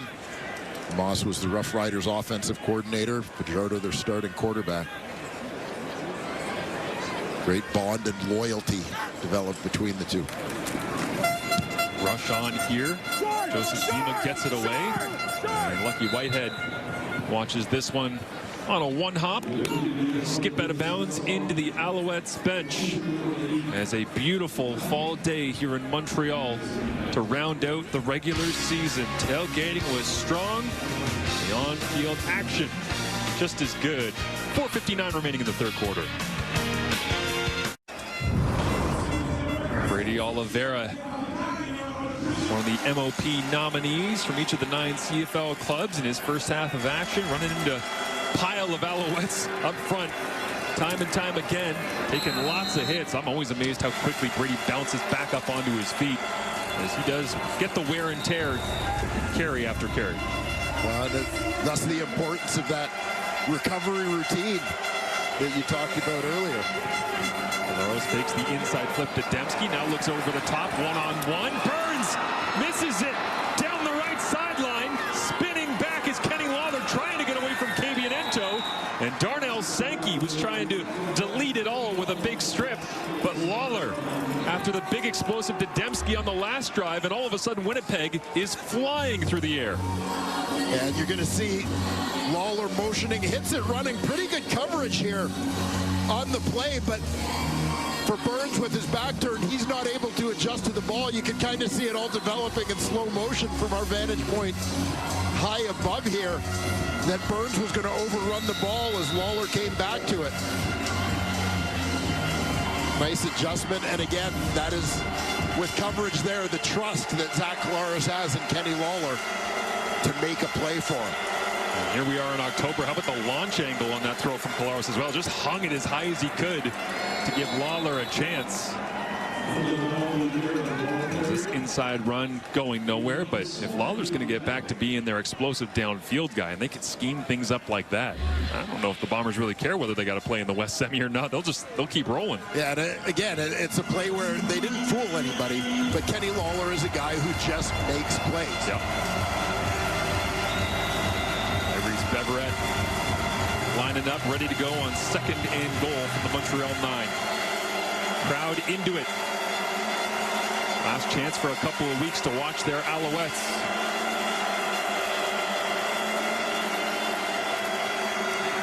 Collaros looks over the middle. Dembski settles in right next to the uprights.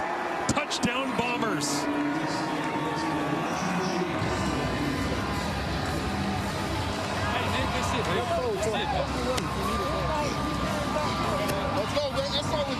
Rider Nation longingly looking on as the second half Bombers start to make big play after big play.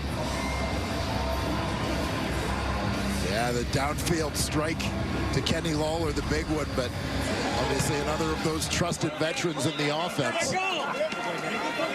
Nick Dembski, as Zach Collaros threads the needle. Not going for 2 in the tie. Zach Collaros, career touchdown 199. Only 3 quarterbacks have ever thrown for 4,000 plus yards in 3 straight years. Dieter Brock, Kahari Jones, now Zach Collaros. There you see Kenny Lawler with the big explosive play for the Winnipeg Blue Bombers offensive attack. Collaros faked it inside to Dembski and then just lofted it as high as you can and watch 89 go find it. Yeah, and play the percentages. Zach has seen this movie before. Kenny Lawler beating a defensive back in that type of coverage, and Dembski closing out the drive, as you mentioned. Already hitting the 1,000-yard milestone in this game, adding a touchdown. During the break, the bullpen was warming. Davis Alexander, helmet on, arm loose.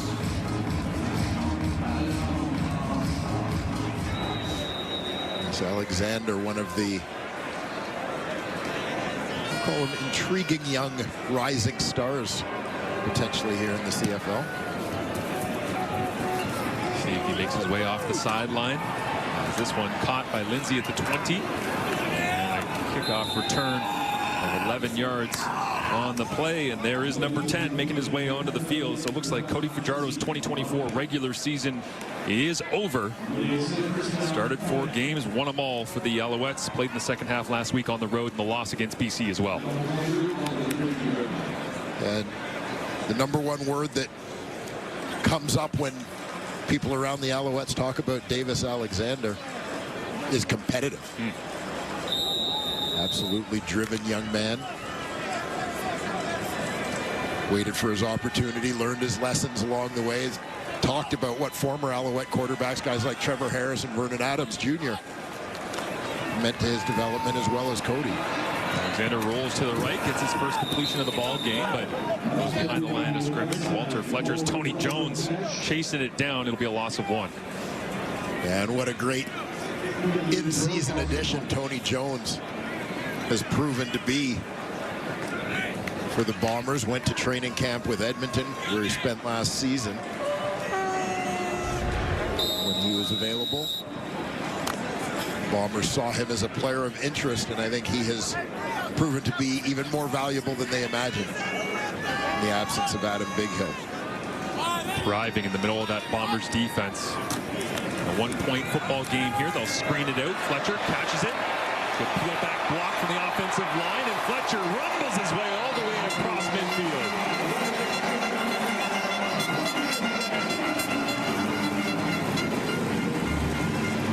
Beautiful execution here from the Montreal Alouettes on the screen, drawing the Bomber rush upfield. Couple blockers getting out in front of Fletcher. The Owls running back doing a nice job of making a couple of would-be tacklers miss on his own. Demonstrating the skills that have allowed him to pile up the yards after catch that we referenced earlier. After Kenny Lawler had a gain of 72 on that last drive, that one goes for 27 for Walter Fletcher. As Alexander leans on him early in his playing action in week 21. This one inside handoff. Doesn't go very far. Rolling inside 1 minute remaining in this third quarter. Obviously a lot of time left in this football game, but nonetheless interesting to again note Winnipeg after their last touchdown choosing not to go for 2 points in the tie.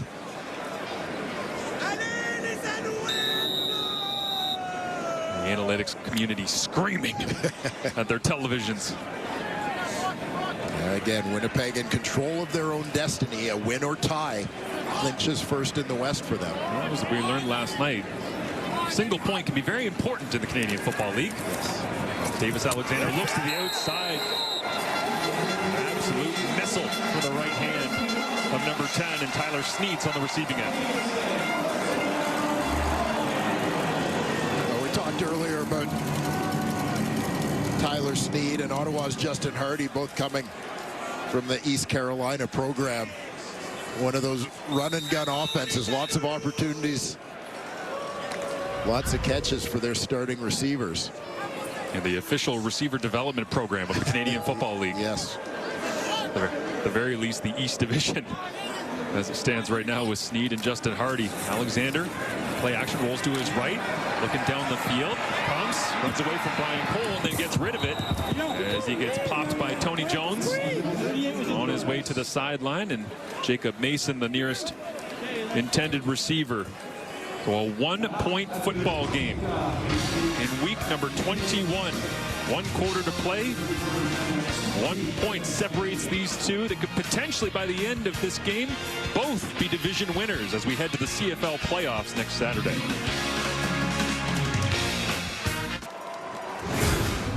The numbers after 1 quarter left here, 3 quarters in the books, as up and around that 300-yard passing mark for Zach Collaros and the Winnipeg Blue Bombers. But it's obvious, Dwayne, that Montreal, they've already locked down the East Division crown here. Winnipeg has so much more to play for in this fourth quarter. How do they get it done?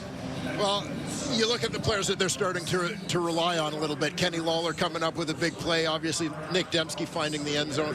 I think Brady Oliveira in that run game is so much of the key for them. The things that they can do off of play action, RPO, that kind of thing, allowing them to get it done in this fourth quarter. It's been their bread and butter all year. It shouldn't change with first place on the line. He's just Tyrell, and the Bombers just need to win this game in order to get themselves a bye week and a home date in the West Finals, so they can follow all their routines and make sure that they get into the playoffs on their own terms and not rely on Saskatchewan losing in the game coming up after this against Calgary. As Davis Alexander over the top, inside the 5. It's caught Lindsay, using him in the return game today, but a gain of 39, and Davis Alexander looks over the top to begin the fourth quarter, just like Cody Fajardo did to start the ball game. An absolute strike here thrown by Davis Alexander.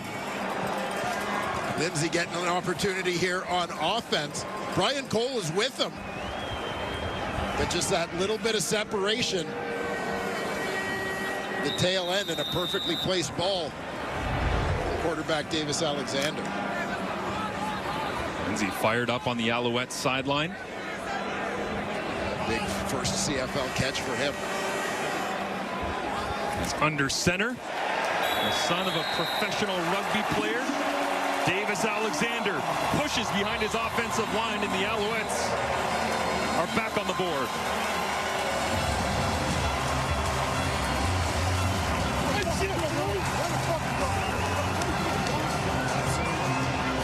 Strike delivered there by Davis Alexander. Sets him up for this plunge.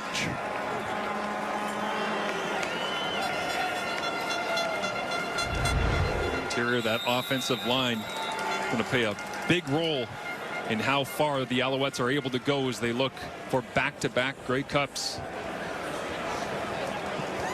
And the rematch of last year's big game right here in week 21. Alouettes fans enjoying Davis Alexander's ability to move the football down the field early and often once given his opportunity. But hey, they've seen that all season long every time he gets in the ballgame. Yeah, very well-liked player by his teammates. Obviously, coaching staff and management seeing a lot. Davis Alexander could lead to interesting off-season decisions for the Montreal Alouettes as he's a pending free agent. But take a look at the scoring drive for the Alouettes. Terrific job on the screen to Walter Fletcher. Of course, the bomb to Tyron Lindsay that set them up, and of course Davis Alexander finishing it off. Jason Moss talking it over with Davis on the sideline as the East most points in interdivisional games since 1961, 2004, and this year, 2024. Back-to-back seasons where the East has had more wins over the West Division for the first time since 1998, 1999. And the Alouettes trying to make sure they influence the West playoff picture by holding on. Zach Collaros and the Winnipeg offense moving the football really well in that third quarter. They'll get a touch of the rock right here. Lucky Whitehead from his 11. Up to speed. Hits the Alouettes coverage wall and rumbles his way to the 34-yard line as Zach Collaros starting to piece together a really nice afternoon here in Quebec.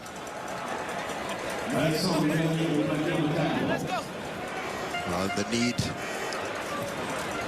looming large for a response here for Winnipeg, trailing by 8. Talk about Zach, 20 of 23 on the day. Both he and Cody going for very high percentages today, approaching 300 yards in the afternoon. 87% completion rate right now as he tries to find another receiver. Scramble rules are on. And Zach rolls to his right, takes a hit as he throws this one away. Incomplete.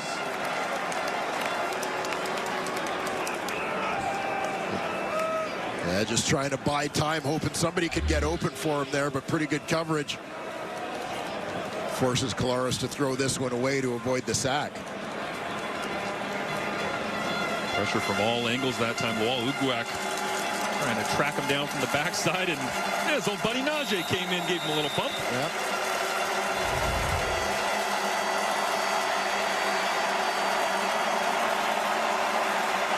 Defense asks for some noise, and immediately the crowd responds.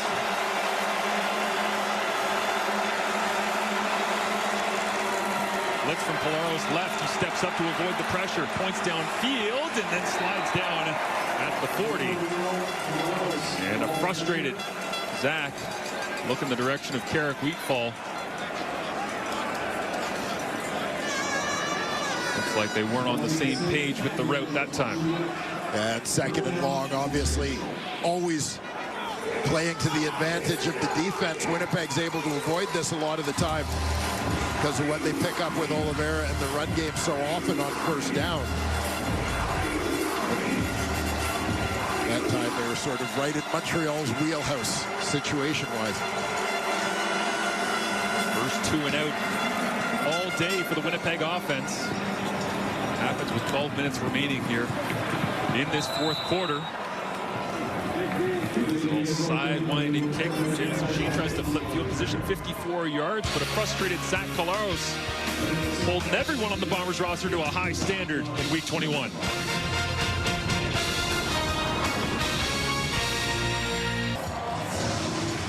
Reda Cramdy, one of the standout players for this Winnipeg defense. There he is in his time at the University of Montreal Caravan, and in front of a packed house here at Percival Molson today. He's got one very special spectator in attendance with more. Kenzie Lalonde. Yeah, Marshall, welcome home, Reda Cramdy, land of Montreal, where you've got great eats and, of course, some terrible construction as well as what Montreal's known for. But this is his first time playing in front of friends and family since becoming a mainstay for the Bombers Blue. You've taken an opportunity in particular for him. He started football later in life, 17 years old, despite having Regis Sibasu as his neighbor growing up. He went on to play for the Caravan under Danny Machocho, who became an important figure in his life, but none other than his mother, Fatima, who's here today. This will be her first time seeing him play because growing up she was a shift worker, so often it would overlap with his game, so she'd be sleeping and have to catch the Caravan on tape later at night. Yeah, amazing to think that he's playing in front of mom for the very first time as Davis Alexander goes down here. But a great piece. I'd implore people to go to bluebombers.com as well and read. As a guest author, Reda Cramdy wrote a story of essentially his family and everything that football has meant to him. There's a quote in it that jumped out at me. He said, "Every good story has a hero. They say, my family are the heroes of my story." Yeah, very cool for him to have that support. And I also love that connection between he and the Alouettes, now general manager Danny Machocha, who was his coach in university, affectionately refers to Danny as his godfather. Unofficially, but just the support that he had from Coach Machocha throughout his university career. It's now Alexander under pressure. Once again into the backfield. It's Taiwan Garbett that time bringing down Alexander. So the Alouettes quickly off the field thanks to Cramdy and that Bombers D. And you see Taiwan Garbett, who's taken over that defensive end spot opposite Willie Jefferson. Of course, Bombers dealt with the offseason retirement of Jackson Jeffcoat. Jeffcoat's not coming back for the playoff run, huh? Never say never.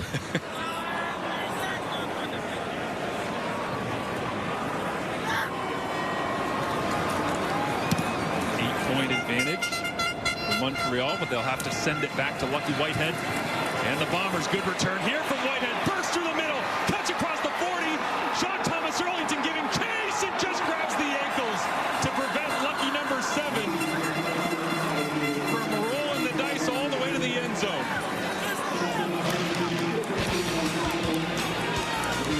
A 54-yard return. And another Caravan. Thomas Earlington hauls him down. There's Lucky Whitehead, had an opportunity to take it all the way to the house here. Great return right down the middle, Dwayne, and then all of a sudden out of nowhere, effort level off the charts from Sean Thomas Earlington. Yeah, great pursuit by Sean Thomas Earlington to stay alive on the play. But you also got to give credit to the punter here, Jonathan Zima. We don't necessarily expect those guys to make tackles, but him forcing Whitehead to angle gives Thomas Earlington a chance to get there, because if he's allowed to just give one little juke and essentially keep going straight upfield, STE doesn't get there. A great point. Yeah, didn't give him the two-way go. Either kind of forced him the direction of Thomas Earlington. Polaros fakes the run, pumps, goes underneath. And Wesley Sutton trying to bring down Kevin Clercius. We just talked about Reda Cramdy being a Montreal native, and there is Clercy is getting close to the end zone for the Bombers as they try to narrow the advantage. Yeah, another Montreal guy coming home to play in front of loved ones here today. Clercius got his first career CFL touchdown pass in Hamilton a few weeks ago. Would love to add to that tally. Plenty of people in attendance watching him as the UConn grad. Terry Wilson into the ball game. Short yardage, turnaround, handed off. Brady Oliveira hits a wall, going nowhere. And once again, the lack of Chris Strebler appears, and you start to wonder, regardless of playoff seeding, in these critical short yardage situations, are the Bombers going to find a way? Yeah, I mean, you can see Brady sees absolutely nothing here, ends up and is stuttering his feet as he approaches the line of scrimmage.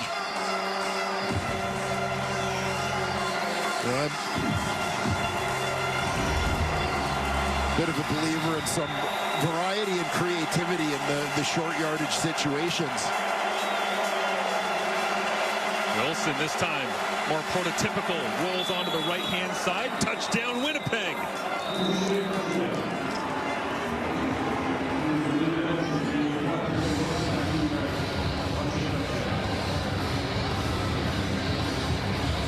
Get it done, and here comes Collaros. And the regular offensive personnel, as this time they will, with just over 8 minutes to go, look to go for 2. The analytics community that was screaming at their televisions is now standing off the couch and applauding. The 2-point attempt comes in, most critical one of the season for the Winnipeg Blue Bombers, trying to tie this up. 2 tremendous finishes to the last Friday night football of the year last night. It's like we're headed towards another one here in week 21. Zach in the gun with Oliveira and Dembski in the backfield. Looks outside, tries to lob it up over the top, knocked away. And it'll remain a 2-point game as Deontay Ruffin makes the play. And Collaros thinking that one through on the long walk back to his bench, looking for Lawler. Tumbo finger wag from Deontay Ruffin. Lucky Whitehead giving Winnipeg great field position. One of his biggest returns back in the blue and gold. He split his way through the tunnel. Sean Thomas Erlington made sure he wasn't the one that got into the end zone, but couldn't hold the Bombers down for long. Terry Wilson plunges to the right-hand side into the end zone. Yeah, I'm sure a couple nervous moments for Bomber fans there as they were stopped on first down, given the recent... Slow.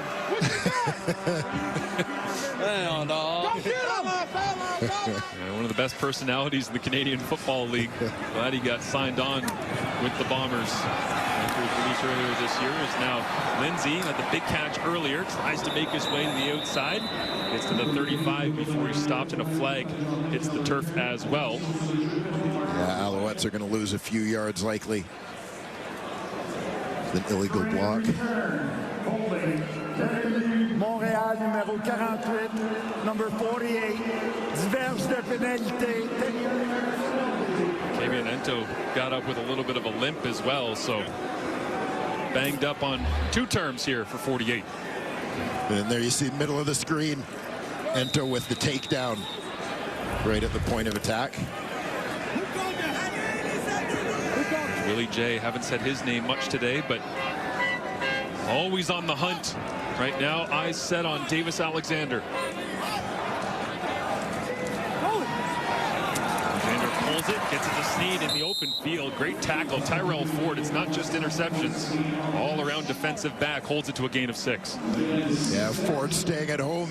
Montreal's trying to get some misdirection on this play as they had offensive flow with backfield motion going to the left.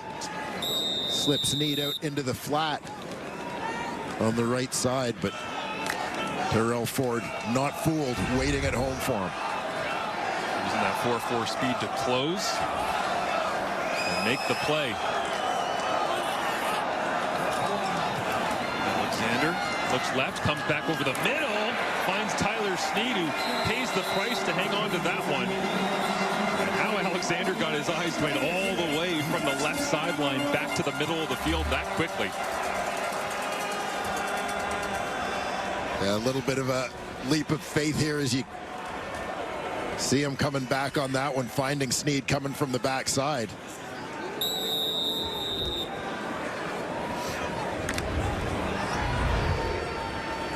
One of the less enjoyable situations as a receiver, to catch it and get sandwiched between the DB tackling you and the middle linebacker who's standing still like a brick wall. Tony Jones in on that one, as he usually is. Now they'll hand it off. Fletcher looking to get outside. Turns north-south. Brought down to the 39-yard line. Gain of 5. And oh no, Walter Fletcher. A little slow.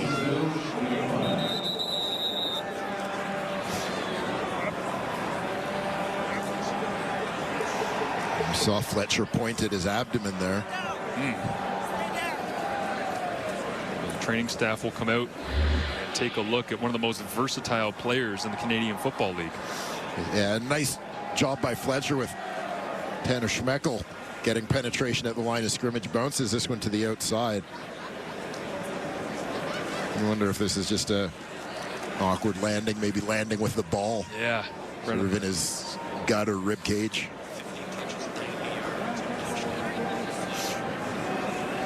"15 touches, 90 yards, and a touchdown."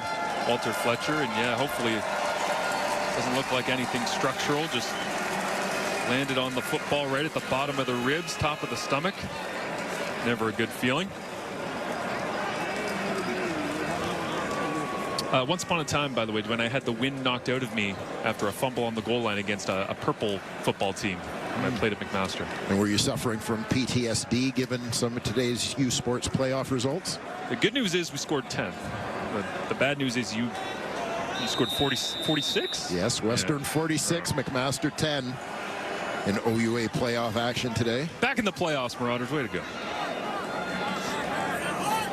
They were. 3-by-3, Davis Alexander to Cole Speaker. Down that left hash. On second down, Alexander dials up the connection to Speaker for a gain of 13. And you just sort of feel the confidence with which Davis Alexander plays the game.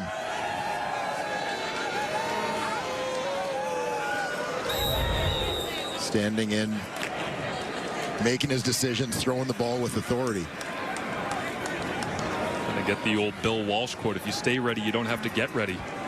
Alexander kind of has that vibe, doesn't he? Certainly does. Inside handoff, Sean Thomas Burlington in for Walter Fletcher. He's on the sideline. We'll give him a gain of 4 on first down as Alouettes bleeding a little bit of clock here, headed towards the 3-minute warning. It's similar to the end of the first half. Some situational football, some playoff vibe football, you might say. Yeah, playing it safe. Fletcher stays on that sideline, you got to think. Should see a fair bit of Sean Thomas Erlington down the stretch here for the Owls. Lights are on.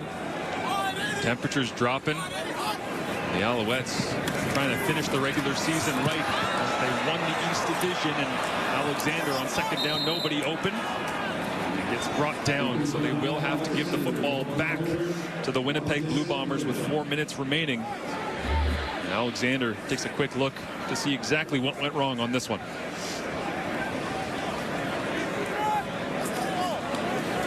Yeah, nothing open downfield. Nice job by Brian Cole, Retta Cramdy. The linebackers converging under control there. The quarterback scrambling upfield.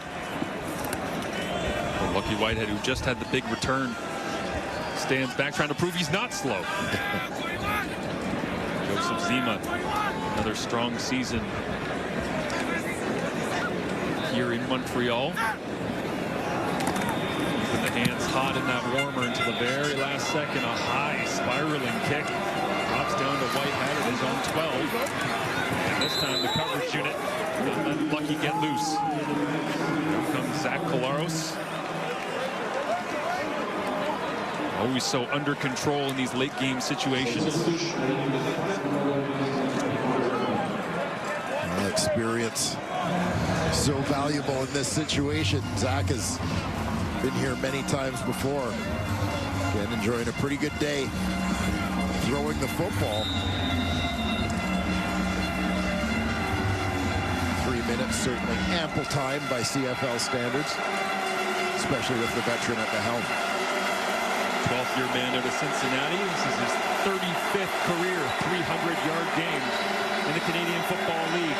Just wants to get some more points on the board as Oliveira stumbles his way into the feet of Darnell Sankey. So a quick check down on first down, and they give him about 5 yards on the play. We've hit the 3-minute warning. Final time these teams in the regular season will see the warning. Dancing on the Alouettes sidelines. Celebration of the Bombers. They'd like to celebrate a West Division crown. See if they can do it when we return. What a season it's been for the Winnipeg Blue Bombers. An unimaginable start. It's incredible when you go back and look at some of the numbers from their first 4 games, first 6 games, and then all of a sudden, second half, they go on an all-time heater and find their way here with a chance to win the West Division in the final 3 minutes of Week 21. Yeah, rewarding the faith of their coach, Mike O'Shea. Again, go back to the start of the season. Some new faces forced to play early, even before the injuries set in. But new faces there, people finding their way. Then you have injuries on offense that limit what they can do, but never press the panic button. Second down and 5. Claws over the top and double caught, and now it jumps up. And Tyrese Beverett has another magical moment in what could be an MOP season. Just like in BC last week, the football just finds its way into the hands of 26.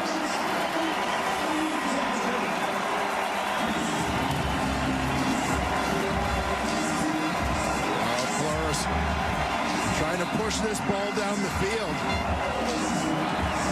Throws it into coverage down that sideline. Here you'll see. How does that football stay off the turf? Yeah. Remarkable. Sutton. The previous play is under review. Le jeu précédent est sous révision. Here's Sutton with the original coverage on Wilson. Off Wilson's shoulder. Okay, and that touched the ground.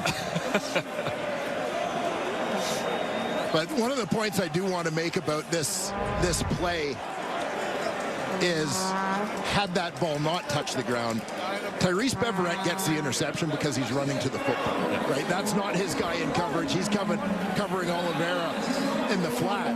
But because once the ball's in the air, he's running to the ball, he's in position to make that play. Andre Prue, our referee, has an announcement.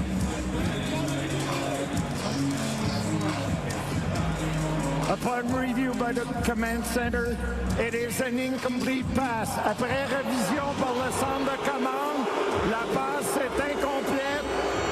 Troisième essai. Montreal had this game in the vice scripts.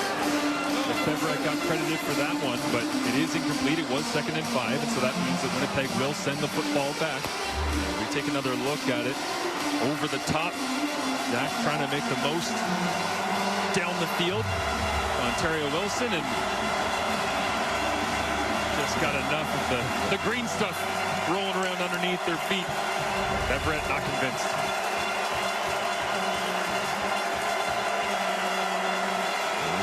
Dodging a bullet there, at least forcing the Alouettes out of scoring range before they give them the ball back. And Lindsay waits for Sheehan to send this one his way. Drops down to the 40-yard line. And Lindsay wrapped up immediately. Great coverage that time from the special teams unit of the Winnipeg Blue Bombers, of course, now led by Mike Miller, former longtime Bomber. Davis Alexander heads out onto the field as the Stamps and the Riders lock helmets one more time to round out 2024's regular season coming up. If this result holds right now, 27-25 Montreal, that game means everything to the West Division crown. Who gets the bye? Who gets the rest? Who gets the home field? Changes the entire feel of the CFL playoffs based on what happens in the next 2:22 here. And then if Winnipeg loses, what happens with Calgary trying to play spoiler?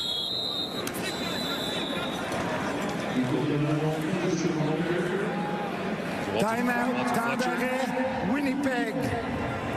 Back into the ball game. Good to see that he's no worse for wear. But the roller coaster Riders, 5-1 to start the year, then 0-6, then 4-0.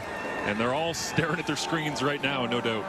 And it seems to be the story for so many teams this year, whether it has seemed like 2 different seasons or for some 3 different seasons, but just a season of streaks for everybody as you see those standings.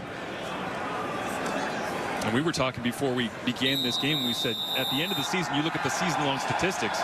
I don't know if there's a single team in the CFL that it makes sense to look at these season-long statistics this year, because every team had 3 different seasons. within one. Yeah, you got to break it down into segments.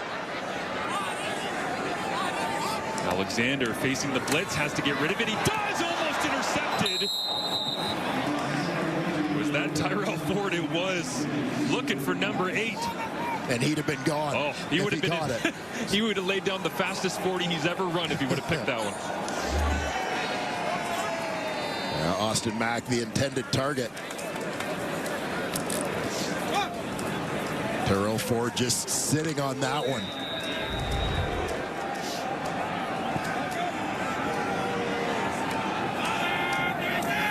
So close yet so far. Zima. Snap, Barasa. Drops it down, another perfect placed punt. Zima crushes it and pins Whitehead along the sideline. As Collaros, after the near interception, gets another opportunity to have a career game-winning drive. It would be his 28th.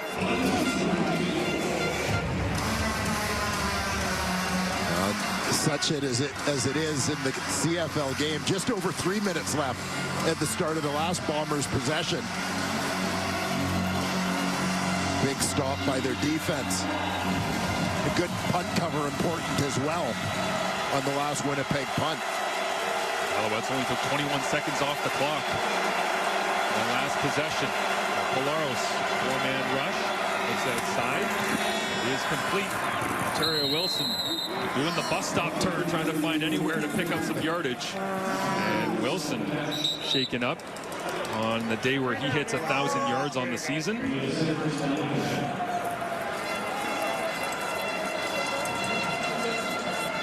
Again, whether you're looking just at this drive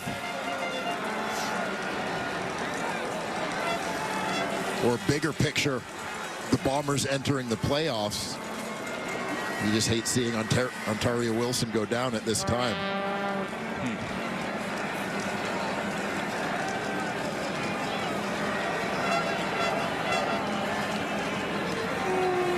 Looked fairly routine, but obviously something didn't agree with Wilson.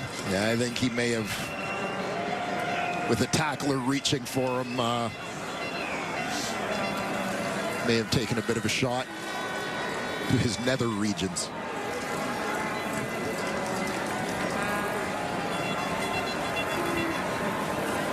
Is that explanation clear for everybody? Or do I need to make this awkward?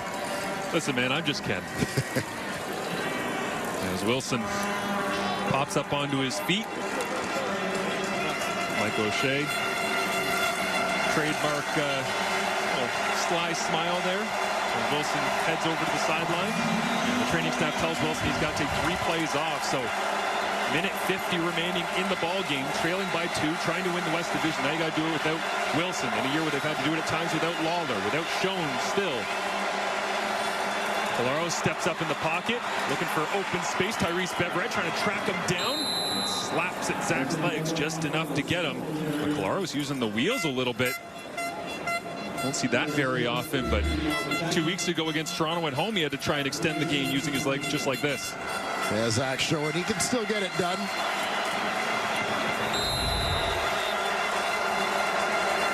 receivers for Collaros. Looks outside. Kevin Clercius makes the grab. Drop steps his way towards the first down, and he will pick it up. Yeah, I wondered if they were going to award him the first down there. It looked like he might have been knocked out of bounds just ahead of that marker, but the official in position making the call. Thorpe trying to decide his plan of attack. Do you heat up Collaros here, trying to force the football out of his hands? You sit back, make them earn it all the way down the field. Not just the colder temperatures that make this feel like a playoff football game between the 2 teams from the Grey Cup last year. Collaros with all day to throw. Gets outside the pocket, throws it beyond the original line of scrimmage. And will live to play 2nd and 10 from the Alouettes 53. And I think as much as anything, a time management throw there. Tyrese Beverett He's going to join in on the blitz here. Good job by Dembski blocking him up.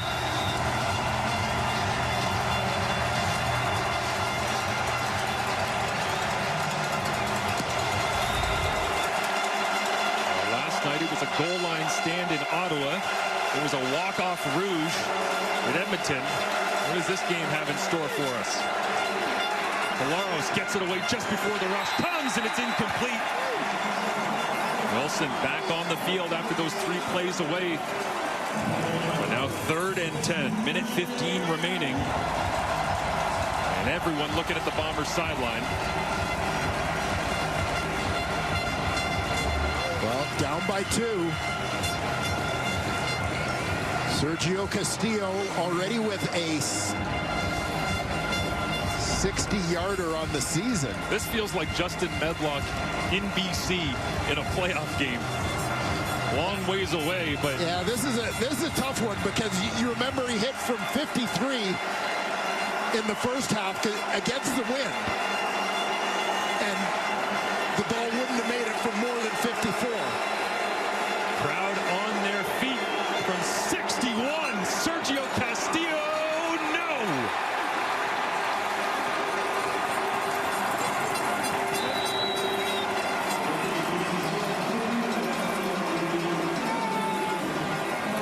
Swirling wind at Percival Molson throughout this game. And not kind to Castillo this time around. Yeah, this was a tough kick. Again, we saw him kicking in this direction. The flags are still moving the same way they were in the first half. We joked at the time off air. He hit from 53. Would have been good from... Would have been good from 54. Wouldn't have been good from 55. Nope. And, you know, I mean, I obviously understand the Bombers' faith in Castillo, especially 3rd and long, taking a shot, but I mean, I don't think he can be too disappointed with that attempt because the wind was so strong against him. Sean Thomas Erlington holding on to the football here, trying to wind things down for the Montreal Alouettes. Again, trying to get a series sweep over Winnipeg for the first time since 2010. That year they were 3-0. Calvillo and the Alouettes went back-to-back that year, of course, in 2010. And that's what Montreal has visions of right now, going back-to-back as they've already clinched the East Division. Yeah, letting the clock run here. Ball security obviously is everything for Montreal in this situation. Alexander lets the clock roll and then signals time to Andre Proulx as Collaros watches on. Temps d'arrêt, Montréal, timeout, Montreal. And the potential for Collaros to have to watch the Riders, his old club, before getting shuffled around to Toronto and then to Winnipeg, and all the history that's followed in Manitoba with that man at the helm over the last 5 years. But the Riders will have an opportunity, if this game stands, to beat Calgary and take the top spot in the West away from their prairie rivals.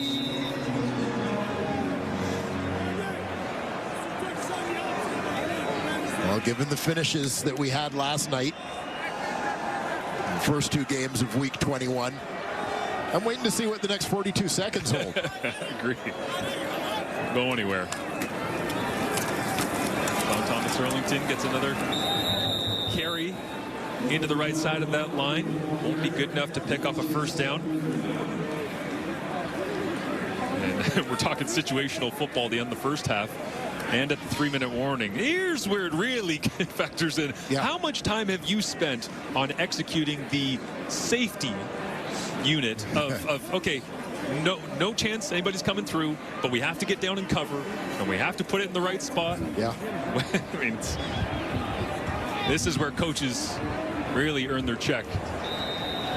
As all of a sudden, out of nowhere, the wind cranks up like crazy, and the flags are completely twisting, and we're getting essentially a snow shower of leaves, like a leaf tornado just came over the top of Mount Royal. And this could completely change the kick And it is. It's a sidewinder.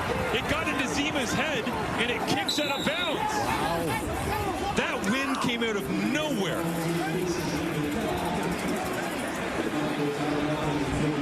This was unreal. The football gods just smiled on the Winnipeg Blue Bombers. As Montreal trotted, you can see all the leaves suddenly blowing around. I mean, the timing of that was crazy. It's not exactly Maradona. I don't know what it is, but there's some divine intervention that just caused the wind to completely change this football game. There's 10 seconds remaining. Collaros is right on the edge of that field goal range that we spoke of earlier on, because good from 53. If they don't move the football forward at all, he's right about there. Oliveira gets the touch, picks up a couple of yards, and out comes Sergio Castillo. And now it's starting to rain as well. I told you to wait, Marshall. I told you. Don't go anywhere. Doesn't matter if it's week 1 or week 21. It's starting to pour, though, Dwayne. I wonder, I mean, the wind that just affected Zima, it's got to be equally difficult on Castillo. Yeah, well, what's remarkable is the flags are now blowing in the opposite direction of what they were on his last field goal attempt like 3 minutes ago. Not even.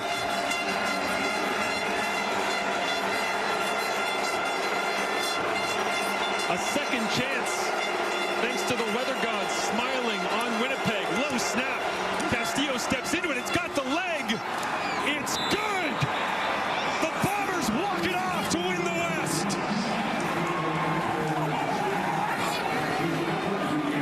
It's official, Marshall.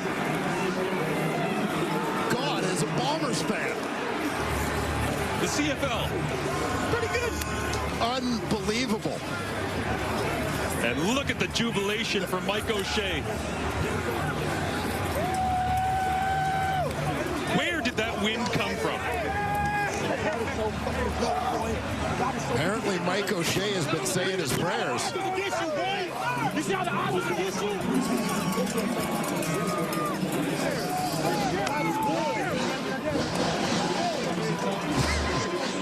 I mean, I am somewhat speechless, and maybe you had to be in the stadium to fully appreciate how the weather completely changed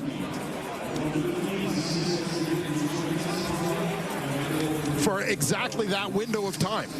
The play clock had already been rolled in for them to punt the football away for Montreal. Yeah. And the wind came from 0. I would say, honestly, it probably gusted up around 60, 80 kilometers an hour from what felt like 0, maybe 10 at max. I mean, it was a 21-yard punt that kicked out of bounds and gave Castillo that opportunity. Well, and a wind that moments earlier was at Jonathan Zima's back. O'Shea's looking at that corner of the stadium smiling. Yeah, with a look of a degree of disbelief. Well, nobody who is here will ever forget what that wind felt like when it came over the top of Percival Molson. And Davis Alexander just, I'm sure, shocked by how that ended, as the hero, Sergio Castillo, is with Kenzie Lalonde. Well, getting audio issues down there with Kenzie right now, probably thanks to the wind and the rain coming out of absolutely nowhere immediately. But we'll get a hold of Sergio coming up in a second if we have the opportunity. Collaros, another West Division crown in the regular season, gets the bye. Gets a chance to watch on and see in the Western Semi between Saskatchewan and the BC Lions.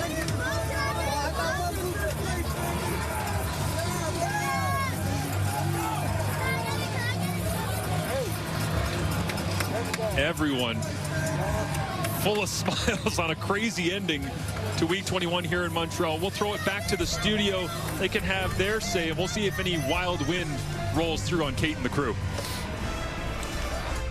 What was that? Wow. Anyone? Unbelievable. Okay, so let's recap here. A gust of wind comes at the exact perfect time at the end of that game. I don't know if you've ever seen. I know the experience of football that I currently have in this panel is wild.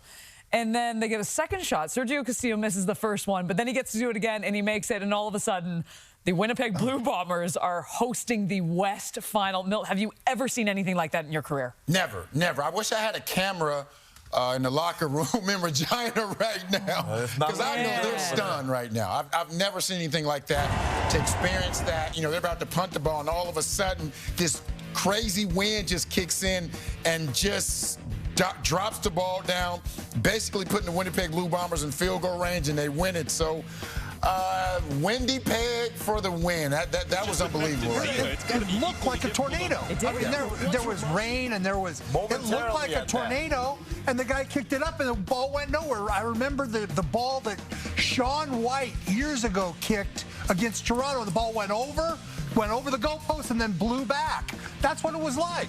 That was one of the most amazing things I've ever seen, for them to not only get that chance, but then to have the wind behind that. Oh my goodness. And hindsight is 20/20, obviously, but in that situation, you got to have somebody to say, we're going to take a penalty or something. Slow this down. I mean, unless you got to think this can't last forever, and if they took a penalty, they would have been better off. So here is the reaction in Regina of the team watching, and Corey Mace, and what are the chances? Like, what are the chances of this happening? And you think right now, if you're a Saskatchewan Roughrider fan, I mean, it looked perfect. It looked absolutely perfect. And now you know that you are in the West semifinal. But you know what? I'm just thinking to myself right now, this is the CFL. And this, Milt, is what makes the CFL so great. Maybe not if you're a Roughrider fan right now. I know it's probably too soon. But I'll tell you this, just these wild endings, Mother Nature all of a sudden is playing a part. And I've never seen anything like that. If Winnipeg ends up making it to the Grey Cup and winning, we're going to come back to that play right there. The win. Because we know how easier the route is. We only have to win one game. And if they miss that or only get that opportunity, come on, we know Saskatchewan's going to beat Calgary, and their route would have been tougher, and maybe they wouldn't have made it. But if they make it to the Grey Cup and win it, that should be their play of the year right there. That one right there, that was crazy. I mean, it really was. You could call this whole game divine intervention. I mean, I've never seen where it just comes up just like that for one play. Just one play, that punt, and game over. It's like they got the ball almost in field position to kick a field goal. I mean, I'm trying to think about what you say as Jason Moss in the locker room. You talk about the fact that you played well throughout the course of the game, and this is your backup, Davis Alexander, who always gives you a good chance. But something like that to happen. But as a coach, I know you hear it all the time, Coach. I'm sure you've said it before too. You know, you never, point to just one play. You were pointing to one play. We're pointing to one play. This play might have been the play, and that changed everything. And no player really had anything to do with it. Well, these two teams played very evenly. Both had 19 first downs. Both had 380 yards. It was very clean. There wasn't turnovers. There wasn't sacks. It was a clean football game to come down to until that wind kicked in. Divine intervention. Divine intervention. I mean, we just looked at each other. I've never seen any. You could see it on the camera, and then Marshall and Dwayne, they're explaining it. That was arguably one of the craziest endings I've ever seen in a CFL game. And guess what? It's the last day of the CFL regular season. Still one game to go, and you can only imagine all those guys that were game time decisions for the Riders now. They're probably not playing the next one. No.